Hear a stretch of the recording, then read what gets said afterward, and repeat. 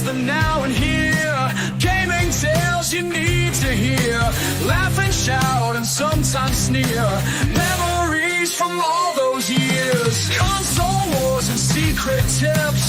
Tips and tricks from pixel trips. News that pours from gaming sips. Critical minds and candid lips. And Generation X gaming show. Tune in where the thoughts flow. Rant and rave with words that glow.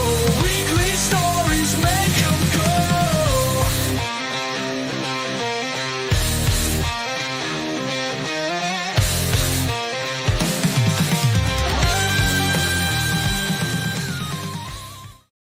What's going on, everybody? Welcome back to another week, another episode of Generation X Gaming, the weekly podcast that goes over a few of the top stories from the past week, and we rant along the way. I'm your host, 30 and Still Gaming, and joining me each and every single week is Sarge McCluskey. What's going on, Sarge? I only have one question. What the hell is Mr. Luke doing up? Like, it's if I add 6 hours, that makes it like 5 a.m. Does that man sleep? What is he doing? Luke is addicted to Marvel Rivals right now, so he's probably playing Marvel Rivals, I would assume. Yeah, and but it's probably tossed off his schedule, so he's just up now. It's what it is. This is the way. This is the way. What's going on, chat? Yeah, he's see, it's 1 a.m. Yeah, he's fine. It's fine. I'm up till 2 on our time when we play. Like so.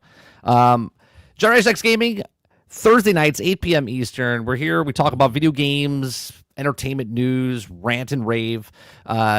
Here, this is episode 425. I think it's what are we episode 3 already this year in the new year? Is it three episodes already in this year? We're here 8 p.m. You can listen to us, watch us, or over on iTunes, Google Play, Spotify, Anchor.fm, and anywhere else a podcast. It does help us out if you go over to the podcast and leave comments and leave posts and reviews and tell other people. It pushes it out over there as well. So if you're a truck driver or you're a person that's on the subway or whatever, and you want to listen to us, you can listen to us in podcast and watch us there as well. Or you can watch us right here, 8 p.m. right here on 30 NSG. What's going on, Sarge? How's your week? It's doing all right. It's doing all right. We played a couple of games yesterday. Well, I played a couple of games this week. We played a little bit of Halo yesterday. We'll talk about that when we get to what we've been playing. On today's show, we're going to be talking about Warhammer 40K. Space Marines 2 made millions for Games Workshop and now wants more video games. So we'll talk about that. We're going to talk about Switch 2 revealed confirms the new Joy-Con functionality, and we'll just show you what the actual Switch 2 looks like. We're going to talk about rumor, Sarge. A new Halo game could be announced this year. We're going to talk about Microsoft is apparently working on some big improvements to the Xbox Cloud Gaming. We're also going to talk about a new report says that PC games are outselling console games, calling PC gaming a bright spot in a troubled industry. We're going to talk about GTA 6 costing as much as $100, and it could help the video game industry rebound in 2025. We're going to talk about a patent that Sony has, put in for cross-platform play, which I'm a little confused about, Sarge. Maybe we could talk about this and talk with chat, because I'm a little lost on why they would have to patent about cross-platform. You have a patent on that. I don't know, but we're going to find out. Also, PC Game Pass has added 137 games worth $4,800 in 2024. We'll talk about Marvel Rivals for what they hit. They made some good money for their first month out. And we'll talk about Fortnite with their new event that comes out tomorrow.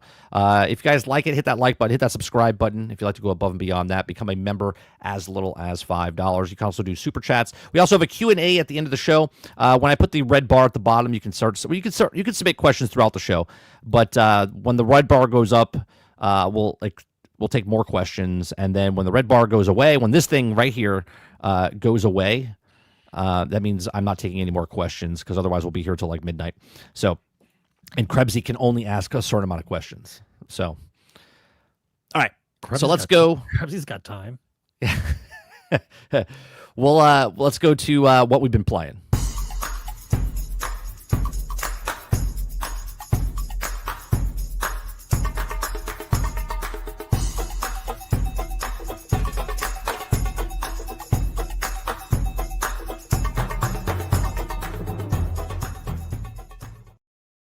Sarge, another week. it's nice that the transition, you don't have to warn people. You just kind of go right. Yeah, into just go right into it. I don't have to worry about people's eardrums being bleeding or whatnot. Another week. What you been playing? I mean, you already know that I'm on a little Halo kick. So I was playing Halo 2 or Halo Wars 2. Halo Wars 2. Okay. For like the last week. And then that made me want to play Halo Infinite again. And I started playing through that. Then I asked you for help, and then you can't help me because we you went down the rabbit hole, right? You have to be at the same point as me in order to jump in and help me. So I would have to ask like one of the other guys last night to jump in and help me because they finished the game. But then that started us just kind of playing and hanging out, which I thought was interesting because it's nice when things actually work. I mean, I did go to dashboard once. It did crash. I think you crashed once. Nope, I did not crash, and I was playing on the cloud. You playing on the cloud? But I do see. I really did adore Halo, like the whole universe, the whole story, everything about it. Oh, and yeah, I loved Halo back in the day. What I find interesting is the way that Infinite is set up is kind of cool. Where now that co-op works, sort of, right? You can have the 4 people in there with you, cruising around, attacking stuff, and you set the difficulty higher, and it just gives more of like a feel for it, right? Like you can go around and pick up a truck, put some Marines in there, and drive around also, but you can't talk to them. You're not communicating, right? It's just, I don't know, man. I playing that game makes me sad that they dumped it completely. Like, they just I stopped supporting caring. it basically. Yeah, I stopped caring about Halo when they took it off the fucking box of the actual system. Well, I mean, that's basically this generation, right? This generation, when they were talking about Starfield and they took Halo off the box and put Starfield on the box, and they said that it doesn't matter what happens to Halo, it's not going to make or break the franchise. That's when I was like, oh boy. I was like, they don't really care about it. Now they do, obviously, because now they've changed the studio and they made a separate studio, right? So 343 still exists, but now they have a Halo studio. So no one's confused like what you're doing at the Halo studio, right? You're making Halo, right? I mean, what does that go? How does that work in the office? You go, okay, guys, listen up. We know Halo's in the dumper, and we know some of you are here are just tired of working on Halo. So, who wants to work on Halo? Raise your hand, right. And we're gonna put you all in the same room, and all you're gonna do is make Halo games. If you ask me, that's how all people should work. But what would you like to make? Yeah, but when you say that to me, this is what I hear. Who wants a job but has little to no experience, and all the veterans aren't going to be there? Raise your hand. Well, now I don't think I'll take that. I don't think anyone vetted is going to be working. I will take passion over someone that doesn't know something, right? If someone doesn't know anything but they have a passion to learn and they love that franchise, I will take that person over someone that has no interest in that franchise and that knows coding. You know what I'm saying? Like, one's taking the job because they're paying the bills, and one's taking the job to pay the bills and they love what they're doing. I get it. What I'm saying is you basically threw Halo off the truck. You didn't want to fix Infinite, even though you wanted it to be a flagship game for the system. Then when you found out that it wasn't going to be a flagship a flagship game for the system, you just stopped caring about it. You didn't try to fix it. You didn't do what needed to be done in order to make it what you wanted to make it, because of whatever goal you were trying to hit. Right, they were chasing the live service game, and then while they were chasing it, they decided they didn't want to do it anymore. Right? There's some good things. I mean, I haven't played the campaign all the way through. I'm at the exact same point we were the last time we tried over a year and a half ago. Okay, so we're gonna play Wednesdays like we did with Borderlands. We're gonna play Wednesday nights with Sarge, shooting the sit with Sarge. We're gonna play Halo until we beat the campaign. All right, so I'll get to play it 3 years afterwards, right? Because I have no. That's the problem right there, right? To go Halo when it came out originally, I was like, we got to play it. We got to play split screen. We used to live together, right? We used to play those games, right? Now Halo came out, I was like, split screen doesn't work. Co-op's not working. It's not in the game yet. I was just like, I'll play it when it comes out. And we did. We played it back in 2023 in November when they put co-op into the game 2 years after the fact. Okay. And here we are now in 2025. And now I'm playing it technically for the first time.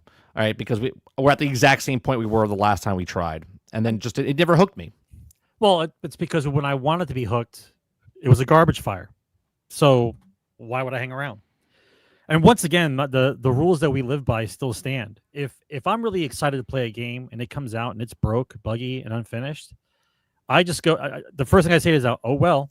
I'm like, there are 20 other games waiting for my attention. I'm not wasting my time with you. Right. If you're not going to do what Halo did in the past, and I have to wait years for you to actually do what it did before, then I'm not interested. And here's the scary part. The scary part is there's so much competition now that once I start playing other things, you fall further and further out of my head. I don't want to come back. So now it's been 2.5 years, and then someone I'm reading stuff says that the co-op finally works. Things actually work. Like, okay, I'll go check it out. I'll tell you what, though, when we played last night with Kuda Papa and the Kinger joined us last night. And he was excited. Everyone was excited that we were playing. He's a huge Halo fan. Yeah. I thought I like playing stuff like that, right? And in chat, they're talking about, playing the PvE mode. I wish there was more games co-op, like a Space Marines, like a Halo, like a Gears, right? Like, I like the PvP in Gears and Halo and stuff like that, but I like playing co-op games with people going through a campaign. There needs to be more games like that where you can play a campaign. This is why I wanted Fallout to have just one extra person to play co-op with, right? Like, that to me is the bread and butter of where people would play more games if they could play with one friend or two friends or three friends and play through a campaign and stuff like that, instead of these solo games or massive multiplayer online game type of stuff, right? There's that mid-ground that there's games out there. Outriders was a good game to play. That was co-op. Gotham Knights, even though it was just two-player co-op, you could play through the whole campaign with that. That was good, right? I think I played with, was it Clips? I think Brandon Clips played with me for Gotham Knights, right? So there's lots of little games that you can play co-op. Even It Takes Two. What's another good game that you can play? Well, even Destiny. Destiny was a great game because you could play the campaign with your buds. Right? You could continue the campaign with your buds if you really wanted to, and you could also play the PvP aspect of it, or you could play solo. That's why Destiny was so popular. Not because of PvP, not because of the story, because there was options there to play the game by yourself with buds, or multiplayer with everybody. So the survival game with a co-op was actually kind of cool. I think that would be State of Decay 1 was good, but State of Decay 2 was better because you could play co-op. Yep.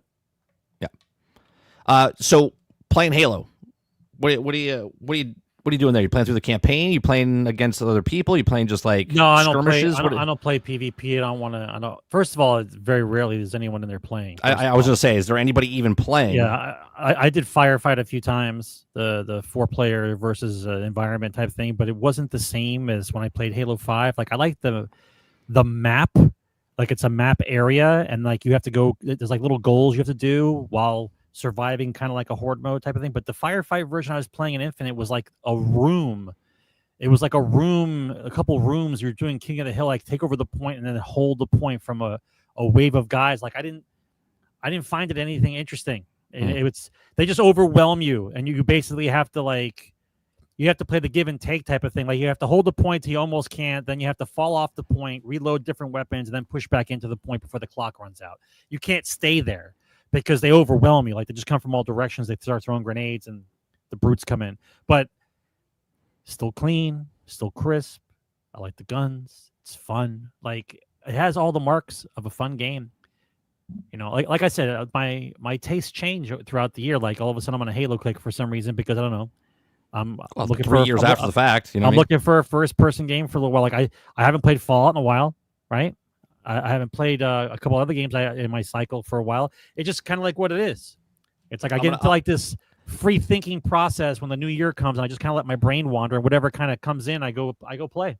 I'm gonna have a heart attack when one day Sarge comes on the show and he's like, "I started playing Fallout 76. That tweet gave me 5 years ago." I lost the code. It's not there anymore. I keep telling you. It's not there. I'll next time I come over, I'll find it for you because it's there. But it's not there. Well, you always forget to tell me. Next time I'm down, it's not there. I'll go. It is. It doesn't disappear. It's there. Okay. I literally just looked up the other day the code that I got sent for Monster Hunter Worlds for the ice DLC. It's still there. Okay. I mean, I looked through the You're not tech savvy. You have no idea what you looked at. You're I'm confused. I'm looking for the codes. I looked at the code thing. It's not there. Okay. But even so, that was a promise I made to myself. I don't think I'll ever play it. Well, like I said, I'll have a heart attack the day it comes, and you're like, I started playing Fallout 76. I'll be like, what? Who are you? What have you done with my brother?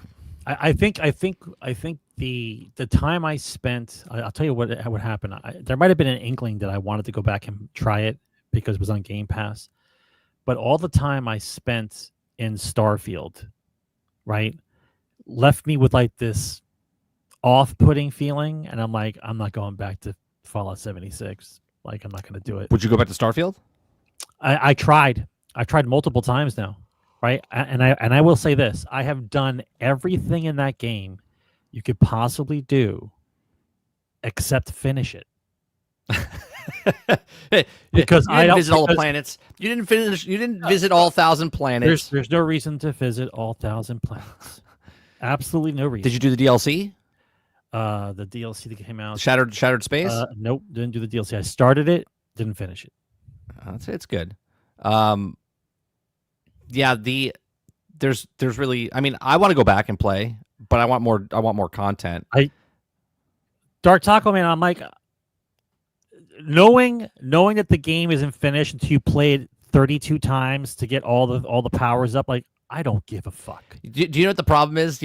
You're in that situation where sometimes if I play a game, if I beat the campaign, I'll never go back and play it again. You know what I'm saying? Like, so that's exactly why I played Starfield the way I did and did all the side stuff first. Yeah. Because if I did the main campaign and beat the main campaign, I would not complete the side quests. You could say that. Maybe subconsciously I did that. But I think... Did you do all the side quests?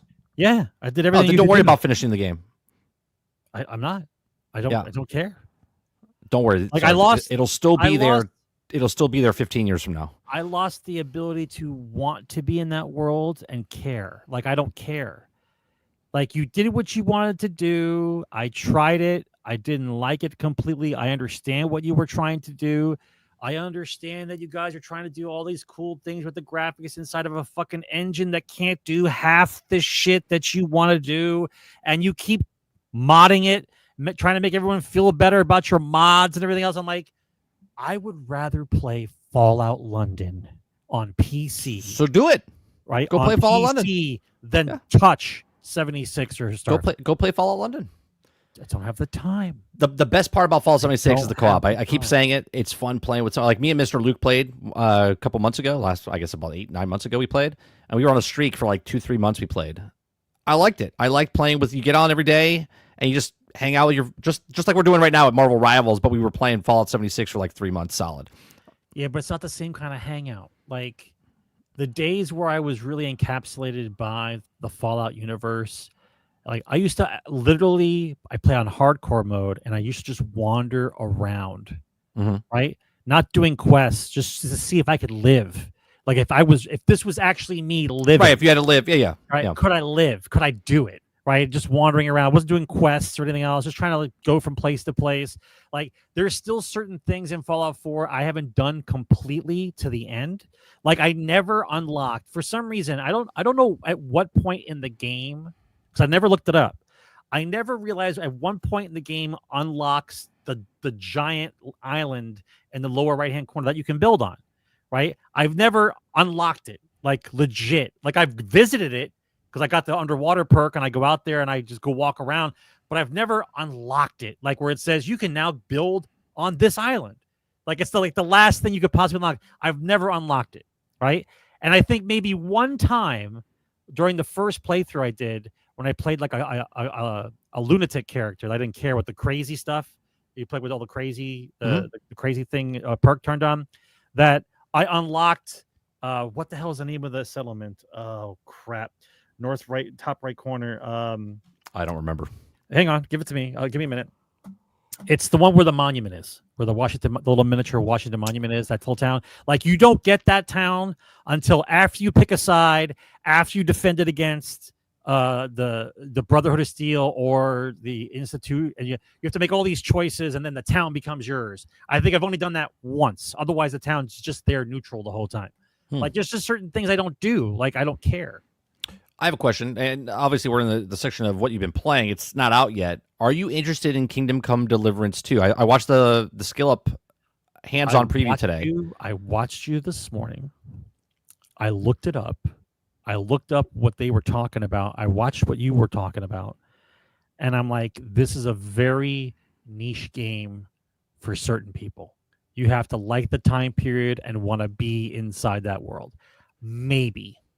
I'm not sure. Interesting. I'm not sure I would buy it though, right? He did say something though during the video. He's like, it's not like a Skyrim. It's not like a fantasy. It's like real world simulator back in that time period. 1500. Yeah, and you're just living in it type of thing. And I don't know what it is. I don't know if it's because I'm an older gamer, but I've always liked these types of games. But I don't know. I think I might pay Avowed instead of this one. And if I like Avowed, even though it's fantasy and not real world over there, period piece. The issue with those type of games is the picture in your head that you think the way the game flow is going to be, even though he's telling you what it is, you're trying to picture it. It's really slow. It's not ever the same when you play the game. And you just said like you were playing Fallout, like you're surviving. That's what that game is. You're surviving in that world. If you don't get into the groove of the game in your head when you try to play it, it won't hook you. You go right from interesting and imaginative to boring and tedious. It's like that quick. Right. Like if it doesn't flow the way you think it does, you could lose it. This is why I asked Brain, because he played it. He said he's beat it like 3 times the first one. I said, should I pick this game up and should I play it where I'm not trying to play a game, just more like sit down, like I have 3 hours to kill. Sit down and just get lost in the world. Don't play it as a game, play it as an experience. I mean, and by the way, when I say you say you play Skyrim with you put the air conditioning on and you make it feel like you're cold and stuff like that. Yeah. Like that's what this game feels like. It makes it like role play, feel like you're playing in this actual game, in the world of this game, not just do as many things as possible. That's how I played Skyrim in the beginning. I used to block the other vents of the other rooms to just make the vent to my room cold. Yeah, and make it as cold as fuck. Yeah, your room was cold. Yeah, it made my room cold as fuck and play Skyrim. Like, I mean, you don't have the smells. But I could have like cinnamon and other stuff around me, like I'd smell like old world shit if I want to do smell-o-vision. But I try to do the best I can. I try to do the best I can. But it's just one of those things. Like you're in or you're not. Like now, I'm not putting down the game at all, right? It's a sequel. So obviously the first one made enough money, even though it's a niche game, it made enough money to warrant a sequel, right? So that's a win. I believe we did an article like 4 months ago. I'm pretty sure that it sold pretty good. Kingdom Come Deliverance surpassed. Nobody's talking about it like you're talking about Skyrim or Mass Effect 2, but apparently it did well because so a sequel. It sold 8 million copies. Okay, it surpassed 8 million copies. Medieval action role-playing game Kingdom Come Deliverance had sold 8 million copies. This is an article back in November 6, 2024. We talked about it, right? I mean, for a niche community, 8 million copies, think about that for a second. Like, God of War sold, like, 8 million copies when it came out, right? And obviously, that's a much mainstream more game. This is 8 million copies for a obscure survival, RPG type of game where you put hundreds of hours in. And all you're doing is, like, you're just living, I forget the guy's name, Harold or whatever. You're just living his life in that world and going, yeah. I don't know. It seems interesting. It's definitely not a streaming game. Definitely not a streaming game. Hell no. Unless your name is Co-Carnage. Co-Carnage will stream the shit out of this and hundreds of thousands of people will watch him play because that's the type of games that he plays, right? Anybody else is like, yeah, if I play that game, 2 people will come and watch, which is usually 4 people come and watch, okay? It's Henry? Okay, thank you. Yeah, so it'll be interesting. All right, so what other games have you been playing besides Halo 2 and Halo? Playing Rivals. Played Rivals with you. Okay, so you jumped in last week. What did you think of it? I mean, we asked a little bit last week, but what did you think of Marvel Rivals? I mean, I'm not since you put a little bit more time into it. Yeah, I'm not playing with scrubs. I'm only playing with you guys. I've only played 3 characters. I play Punisher the most because I'm just trying to learn what his purpose is. At this point, I get it now. I get what he's supposed to do. You're supposed to crowd control, and you're supposed to get your super back as fast as possible, and then go after them immediately. Like, because without that the ability, his super ability definitely pushes them off point. Like that's what it does. So if you're in trouble and stuff starts going wrong, I make sure that I pop it behind a wall, and then so I'm not invisible, not in sight when they see me, and then I pop around the corner and just hose, basically. But I mean, I like the flow of the game. I like playing with a team that wants to play. I like the fact that it goes back and forth very quickly. I find it a little humorous that 99% last minute and a half of the game that happens all too often, that it sits at 99% and makes you battle it out, fight the last 2 to 5 minutes. I think is a little quirky, but I get why they do that to keep it interesting. I get it. I played the other day. We were playing quick match. The last one was practice versus AI, but I went on a little tear here. I had MVP, SVP, SVP, MVP, MVP. And I believe I was using Punisher because we were playing the other day. I forget if I was doing Punisher, if I was Captain America. I was on fire. I was on fire. The 44-5. Oh, this is Punisher. Yeah, this is Punisher. 44-5. My very first match I played, I did 34-1. The 44-5, everything was gelling. I had my super like 4 or 5 times in one match. Right, that's what you're supposed to do. Someone was Rocket, just a rando was Rocket, okay? And he just kept feeding me, man. And I was like, just mowing everybody down. There's so many good little fun moments in Marvel Rivals. I don't know, you haven't played the Sanctum match, the Doom match, where you're in the Sanctorum of Doctor Strange's world, his building, and there's like all these portals you jump through. It's a 1v1 battle basically, but everyone's on the map. But you could team up with other people, but every man's for themselves, right? You're trying to get in the top 6 or whatever to be part of the winning team. It's fun, man. Like I would go 1-on-1 matches, and I'd be like Cap versus Cap, and then Cap versus Black Panther. You're just running around having these 1-on-1 showdowns, and then someone else will come in. But I've noticed that I'm playing now, people will kind of back off a little bit. Like if they see 2 people battling, they'll just stop and watch the 2 people battling, right? Like how there's like this etiquette happening now. Like how you want Jedis to fight. Yes. Right, like you're fighting. Obviously, if you're playing, they want to get the kills, so they'll take cheap shots at you to get the kills and stuff. But for the most part, if they see 2 people fighting, they just sit back and like a schoolyard fight, and they're like, "Hey, let them fight," and then they're like, "All right, I'll jump in." It's pretty fun. I like it. The new game modes is a hit or miss for a lot of people because they don't like that it's so chaotic. But I love that you're jumping through these portals. It goes from inside, outside of the house. It teleports you to different parts of the map. It's interesting. Somebody from your stream said it best. I think you either agreed with them or you said it first. I don't remember who said it, but it was during one of your morning streams. But like, Rivals is basically you in the backyard playing with your action figures. Yeah, I think it was Eclipse or Dolphin that said it. Yeah, that's a good analogy because that's basically what it is. You're just having fun with it. You pick a dude and just like playing with action figures. Yeah. It's that power fantasy of who could win in a fight type of thing.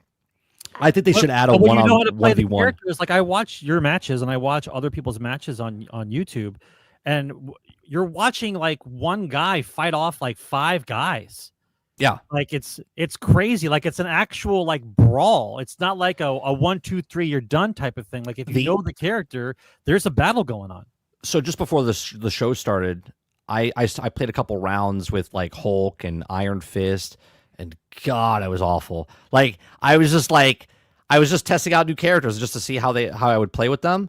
And I'm like, holy shit! I haven't realized that I've been playing Captain America or Cloak and Dagger for so long that it feels like putting on a comfy pair of shoes, right? Like I know how to play these characters and didn't realize I knew how to play as well as I do. I go to a brand new character, I feel like I have 2 left hands. I'm like, I have no idea. I'm getting melted.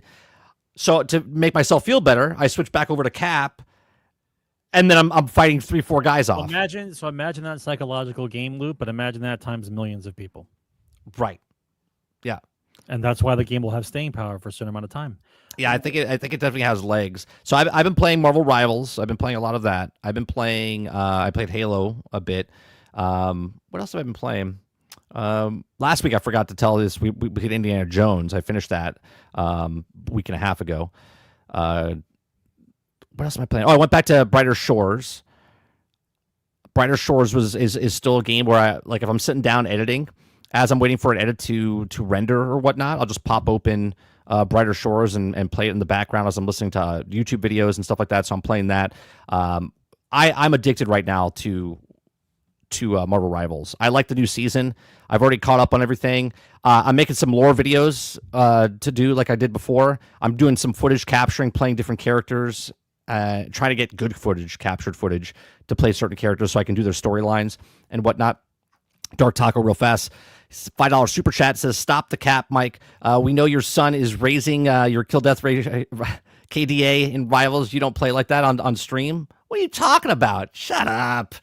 Shut up. I'm not a great Captain America, but I'm a good Captain America, and I'm a really good Cloak and Dagger.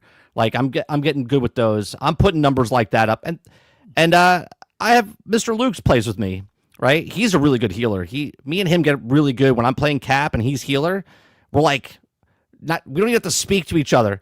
He just places stuff right by me, and I just back up. I like attack, and then I back up a couple steps, and I know I told him, I said, when I play with you, it's like asking someone to stand behind them and catch me. You know what I mean? Like you have trust in them. Like I never ask for heals. I just play, right? And I know he's going to heal me, and I go in very aggressive, and then I'll take 3 steps back, and it's there, right? Like that's what it's like. Right? You need Dark Taco to gas him up. Yeah, no, we do. Me and Mr. Luke are synced, man. What does Dark Taco do? Is he talking shit? What do you mean gas you up? For real, your heals are on point with the healers. Always dog water. Oh, healers on always dog water. That you have to get. I want to get a healer. I want to get good with healer. I'm really good with Cloak. Like I can keep myself in the match and keep myself healed. And every once in a while I'll fuck up. I'll like throw the heal too far or whatnot. But for the most part, I'm like doing damage, throw a heal, right? And if I threw the bubble down, then I'll throw my shield wall up at somebody else to get them. I like playing Cloak and Dagger. She's a really cool character. Speaking like you should speak. That last match. Is there a meme yet? Is there a meme of someone doing like side eye or a face like this where it says, when you look at the other team and you see there's a Jeff, and the guy goes like this? like as soon as I see there's a Jeff on the other team, that's the first thing I'm doing. I'm like, oh, here we go, fucking Jeff. Like it's automatic. The other night I was playing with Argus. It was the last match of the night, and I had the best match that I've had ever with Captain America. I went, what was my stats, Argus? You remember? It was the most I've ever had. I think I was like 32 and 2 or something like that. Like I was on fire with Captain America, and it was a nice send off. It was like the last match of the night. I was like, I'm gonna put it down. I was like, we're not gonna get a better match than that. And we were the whole match. We were pushed against the time. The first point we took over with like 18 seconds left. The second point we took over with like 10 seconds left, and the last point we won with 8 seconds left. Right? We were just constantly on the edge the entire time. It was a really good match. Speaking like he's your husband, I'm just saying we've been playing a lot together, and I don't have to be like, Luke, I need a heal, Luke. I'm just playing the game, and I just go, and I'm healed, and I jump up in the air and I start slamming again. Like we're synced. Maybe we're menstrual cycles are together. I don't know what to tell you. Are there male menstrual cycles now? Sure there are. Why not? Is that something else I got to keep track of? Jesus. No, but listen, I got MVP a few times. I get into death mode. Like I get it. Yeah, it's fun, man. It's a fun game. Like right now, I want to stop the podcast. I just want to go play Marvel's Rivals. I'm like Dave Chappelle in his show. It's I'm like a crackhead right now. I want to go play Marvel Rivals. Yeah. The characters that I know now I'm watching out for immediately is Warlock, Jubilee, Jeff, and there was one other one. Just Jubilee. Not Jubilee. What the hell's her name? Jubilee. I was like, there's no Jubilee. Psylocke. Jubilee is like a Jeff, though. She would be like a Jeff. Psylocke. Psylocke. Yeah. Looked like Jubilee to me. No. Yeah, Jubilee. Jubilee was DEI back then. You know what I mean? Like she's that. Yeah, she would. Here's some fireworks. Boom! Like, what are you doing? No one likes you. I think for just shits and giggles, they should throw a snowflake or safe space in there. Just so could you imagine? You can dogpile on them. Could you imagine if they put snowflake or safe space? Like the match is going on. Picture this: the match is going on, and then one of them appears and just starts hopping through the level, and everyone can take pot shots at him. And if you get everybody, like both sides, and whoever gets to kill him gets extra points or some shit at the end. You know, kind of like the old school. That's it. It's a game mode. Who can kill safe space first? And you get a point. So each team goes after her. It's like a boss fight. Yeah. Snowflake or safe space. Who can kill safe space and snowflake first? I think that'd be great. Yeah, that would be pretty good. There'd be a giant battle going on. Think about the camaraderie. Everyone's having a sweat. They're having a sweat match, right? As soon as they're having a sweat match, and all of a sudden one of them appears, and then everyone just stops shooting at each other. And they're like, oh, it's peace. Yeah, it's peace across all the heroes. Now we're going after snowflake or safe space. Be good. It'd be good. It'd be priceless. It'd be priceless. Yeah. There's talks while we're here. Marvel Rivals. Just to tell you some stats here. They surpassed. Let me bring it up. So their first month in Marvel Rivals reportedly made $54.5 million on Steam. Again, this is just, remember, it's microtransactions only. There's no buying in this game. This is just microtransactions. So on Steam, it made $54.5 million. It made $27.2 million on PlayStation, and it made $2.7 million on Xbox. Okay. And then just over in China, they made an additional like $36 million off of microtransactions just for them. Okay. So total, they made $136 to $139 million for the first month. So if they keep that up, if they keep that up, they'll be on pace to make 1.6 billion for the year if they keep that cycle up. Now, I think the way they do that is by keep putting in heroes. They said they're going to put heroes in every 6 weeks. Okay, is what they said. They front loaded. Now they didn't say they're only doing one hero every 6 weeks. They said every 6 weeks will be new heroes or heroes, right? So they could add more, but they're front loaded the first season with the Fantastic Four. Then they're going to be, but the leaks that they've shown, Sarge, there's 20 new characters, okay, and that would take 3 years for that to come out. Okay, because you would only get 8 per year if they did it every 6 or 10, whatever, right? So that's 2 years already on top of that. No one's going to wait 3 years to get like Juggernaut. You know what I'm saying? Like you need to put more characters, and the reason for that is if they want to keep this 136 million a month going on, then you need to put more skins, more characters that people want to play, and just keep updating it, right? Everyone's like, oh, I don't want it to dilute, and it might feel weird. It's like, I just want to know who. You only have a certain amount of time where people are going to be peak interested and throwing money at the screen for fun character skins. Yeah. The more the merrier. The clock is ticking. I say this and I'll say it again. The clock is ticking. While you're enjoying the game, great game, the new game clock is always ticking. Like, what's coming out next? What's going to pull your attention away? What's coming out next month? Something's out there that's going to make you play that instead of playing Rivals. Of course, this is a good time for Rivals after the new year, right after Christmas. Nothing's coming out. Everyone gets a little addicted to it. You want to play some characters, a lot of games going on, a lot of camaraderie going on, but you got to maintain that momentum. But the new game clock is ticking. Right? It just is. Now you got to keep them coming back with cool skins and cool characters and cool maps. If you dip between a certain number, and then maybe you hand grenade toss like you versus Sentinels in there, I think that'd be kind of cool. If they put PvE, that will keep it going as well. If they put a PvE mode, you put the Sentinels in there. Yeah, like a little match going on, like a boss battle type of stuff. Not just one Sentinel. You got to make it where the Sentinels are after your ass. Like that's the whole point. Altern member for 15 months. Appreciate that. 15 months, the amount of months it will take to fix a new AAA game. Looking at you, Ubisoft. Thank you very much for the continued support. Well, fix is 18 now, standard, right? 18 Yeah, months. so he's got 3 more months before the actual fix happens. Yeah. Thanks for the 15 months. Appreciate it. Yeah, so it'd be interesting to see if they add... Look, right now, Overwatch 2, I'll just say Overwatch, is struggling. The player base is pissed because they have less players, or they're not getting as many players as Overwatch or Marvel Rivals is getting. That's how everyone's just loving Marvel Rivals right now. They're talking about esports. They're talking about new characters. They're talking about the hype is real for this, right? If they add a PvE game mode inside of Marvel Rivals, Overwatch is done, because they promised a PvE mode for that game, and then they canceled it. They completely went back on what they sold it, what it was going to be. But they don't care. Like, do you believe for well, they didn't care because they didn't have competition. Now they fucking care.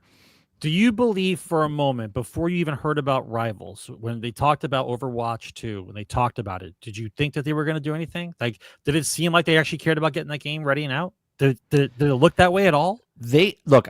This is actually. I don't know if this is how it went down. I truly believe that Overwatch was like, yeah, we're gonna be, because they had no competition.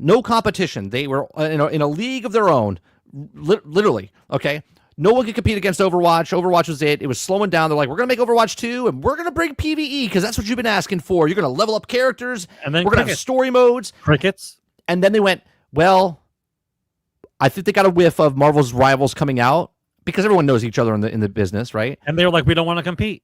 And they said, we have to compete. And this is why they stopped making the PvE, just to make Overwatch 2 into more characters and to compete. And this is why they went back to 6v6, okay? Because they found out while they were making Overwatch 2 PvE mode, they're like, wait a minute, they're making an Overwatch clone? Let's drop that, all hands on deck. We need to make this game, and we have to compete with this. And it's just not going to compete because, one, you're competing against 86-year-old characters that people love from comic books and movies and TV shows to brand new characters. They had plenty of time to come up with background stories for their characters to make you care about those characters in a universe that they created. They had plenty of time, bro. Yeah. How long has it been? 6 years? 5 years? How long has it been? 8? Yeah, 8 years. Bro, they had plenty of time. Right? Because it came out in 2016, I believe. You had plenty of time to solidify yourself as a hero shooter and what a hero shooter was and why I want to play a hero shooter. You had plenty of time. You decided to go down some other road. Somebody else did the game better. And now you have to live in this. That's how this works, right? That's the natural order of things. Right. Right? You think Blizzard now is going to come out in the midst of this with their own sequel? You think so? Well, no, they already came out with the sequel. Overwatch 2 is here. But care about it. You oh no, they're toast, man. Right, they should have just kept adding to Overwatch 1, but they couldn't do that, right? They had to go with Overwatch 2, and now they're getting hit on both sides, right? They're getting hit on the RPG side as well. Does anybody else see like the pattern forming? Right, you come out with Overwatch 2, Rivals comes out and trumps you. Right, you come out with Diablo 4. Path of Exile comes out and trumps you. Path of Exile comes out and trumps you. Right. Like trifecta. Where's the MMO that's going to come out and take away from Warcraft? I mean, what do you think's happening here, guys? Like, it's the same. Like, you guys don't care. You're just trying to check boxes and throw it out. Someone else is doing it better. Yeah, we'll see.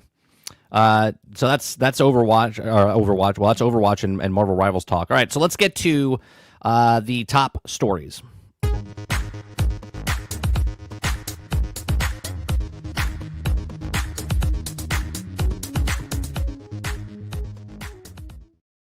You think Overwatch 3 is their only hope? What, just throw another sequel out there? Just put another number to the back of it. Yeah, we skip 2, we're going straight to 4, or skip 3, we're going straight to 4. Overwatch 4, so big that we just skipped 3. First story I want to talk about, Sarge, is Warhammer. Okay, Warhammer is Space Marines 2 is doing very well. I said the reason I'm not picking it up right away is because, well, one, it is a complete game as far as not broke, not buggy, but it is incomplete because you pay for the game up front and you have to wait a year for them to put all the content into it. And I said, I'll just wait for the whole content to come out. Okay, now, that's not a dig on what the game is. It's just that's the business model they went with. So I'm waiting for the whole game to come out, just like I waited for Halo to get co-op 3 years later. Okay, so Warhammer 40K.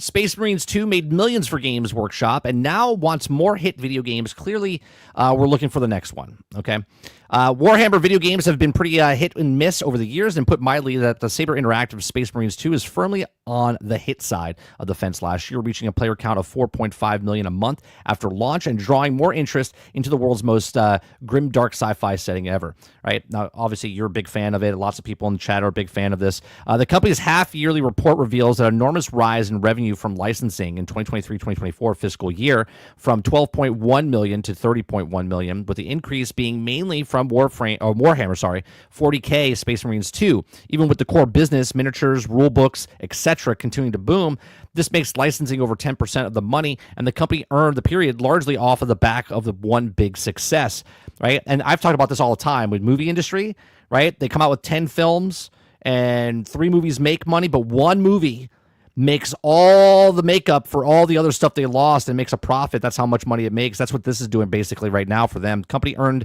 that period largely off the back of one big success. The report also suggests that resulting excitement has led to more people coming into Warhammer stores. Okay, and you're seeing the same type of thing where what people were talking about for Witcher. The Witcher series came out, people started buying Witcher. The Fallout series came out, people started playing Fallout. Borderlands movie came out, it was a piece of shit, but people wanted to go back and play Borderlands, right? So it says, of course, you get the boost like that, you're also going to want more. It recognized the success and these of Warhammer are not given into the world of video games, the report concludes, but adds a clear, we're looking for the next one. Elsewhere it says, we own what we believe is some of the most underexplored intellectual property globally, and lays out the plan to expand the Warhammer's reach going forward with film, with TV, with Amazon, and also continue to focus on video games. We intend to ensure that Warhammer's place as one of the top fantasy IPs globally, it says, bringing them with confidence. I mean, this is good, right? They keep trying. The problem with 40K is they keep trying, but they never do the game or the IP that they're doing justice.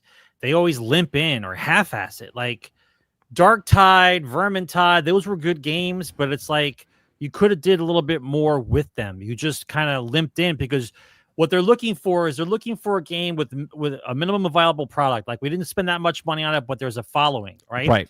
So I look at it as all these other 4-player co-ops that were made kept the interest going, and then they worked on this project in the back, and then this is like their big try. Like they tried with Space Marine 2, and it worked, right? So now it's a popular game. Now they want more like this. Well, that's great, but you've had plenty of chances to do this kind of game in this kind of setting, right?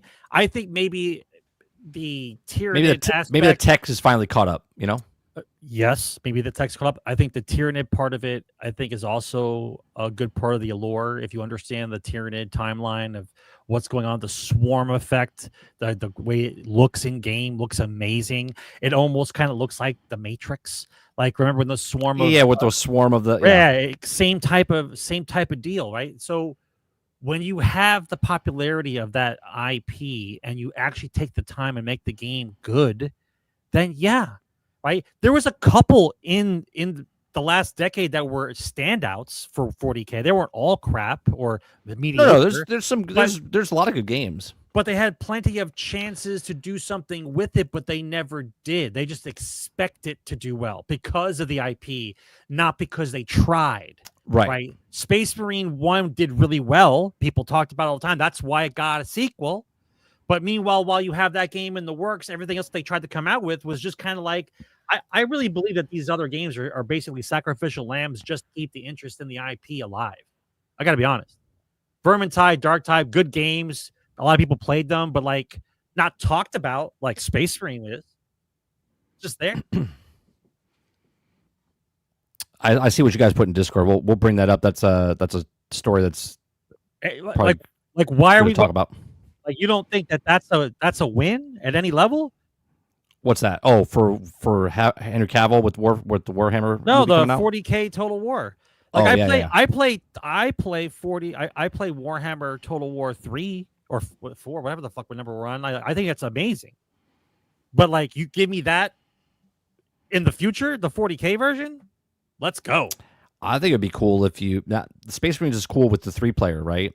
But if they had like, I don't know if it's a game mode or if it's just a separate game, sort of like what Starship Troopers is doing right now with going up against all the bugs. Yeah. Like, how cool would that be if we had a 16 to 24 player PvE Helldiver type of game, but you're Warhammer, right? And it's your whole group, and it's last man standing type of thing. Bro, the Warhammer IP with present day shooting mechanics and graphics is a win for whoever picks it up, pays the license, and does it, right?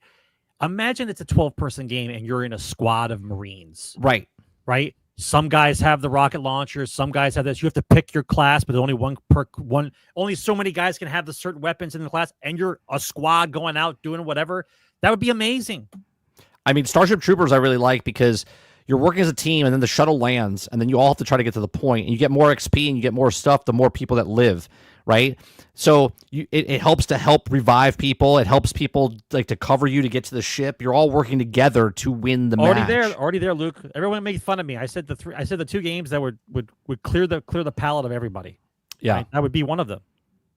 Right? Yeah. You're telling me that you wouldn't. Yeah. You're telling me you wouldn't be the first person to run towards the Land Raider and drive that fucking thing around the fucking map? Are you fucking kidding me right now? Yeah, it's amazing to me that it takes this long to even think about that. When the first thing we think of is like, well, you take that game and you put it with 40K. I know it's possible. You know how I know it's possible? Because I looked at Battlefront 2, the updated version on PC. Did you see that shit? The one you sent me? Did you look at everything? Yeah. I looked at it all. It's insane. Yeah. Right? I'm thinking about playing on PC now just so I can download the stuff. That's correct. I'm thinking about it myself. I'm like, that whole thing that the Kyber. Yeah. The Kyber download, the Kyber mod, incredible, bro. Yeah, it was crazy. Incredible. So what are we talking about? You're telling me can't do 40K. I could do Battlefront 2 all day long 9 years ago? Yep. You can't do it now? You can't do it. Bro, it would be I can see the commercial. I can see the commercial for it. I mean, just take Battlefield. We talked about this last week with Transformers, right? If you make a Battlefield with Transformers, Autobots versus Decepticons, large scale battle, like, how is this not a thing already? I don't know. Is this not a thing already? I don't know. How can you do it in regular world with humans and make fake wars? Okay, even though the past history is better than the ones that they make for the future, right? You can make that Transformers. You can make that Warhammer. You can make that G.I. Joe. You can make it any game, and they're just like, we don't know what to do. We just don't have IPs to do stuff with. We don't get what gamers want. What do gamers want? Nobody's told us how to make it. What kind of game should we make? It's ridiculous. Just put me in a room with these guys, bro. Like, seriously, put me in a room. That game would be incredible. But you'd have to make it a little bit more than what you know of already for Battlefield. You'd have to make it to where there are missions, there are things to do. Like, I have to destroy a base. I got to destroy the fuel dump. The mission comes up. Operations. Destroy the fuel depot. Like, you got to destroy it. Operations. Battlefield 1 did a fantastic job. Yeah. Operations. You played PvP, and if you advanced to the next map, right? Yeah. Warhammer. We have to get this fuel depot.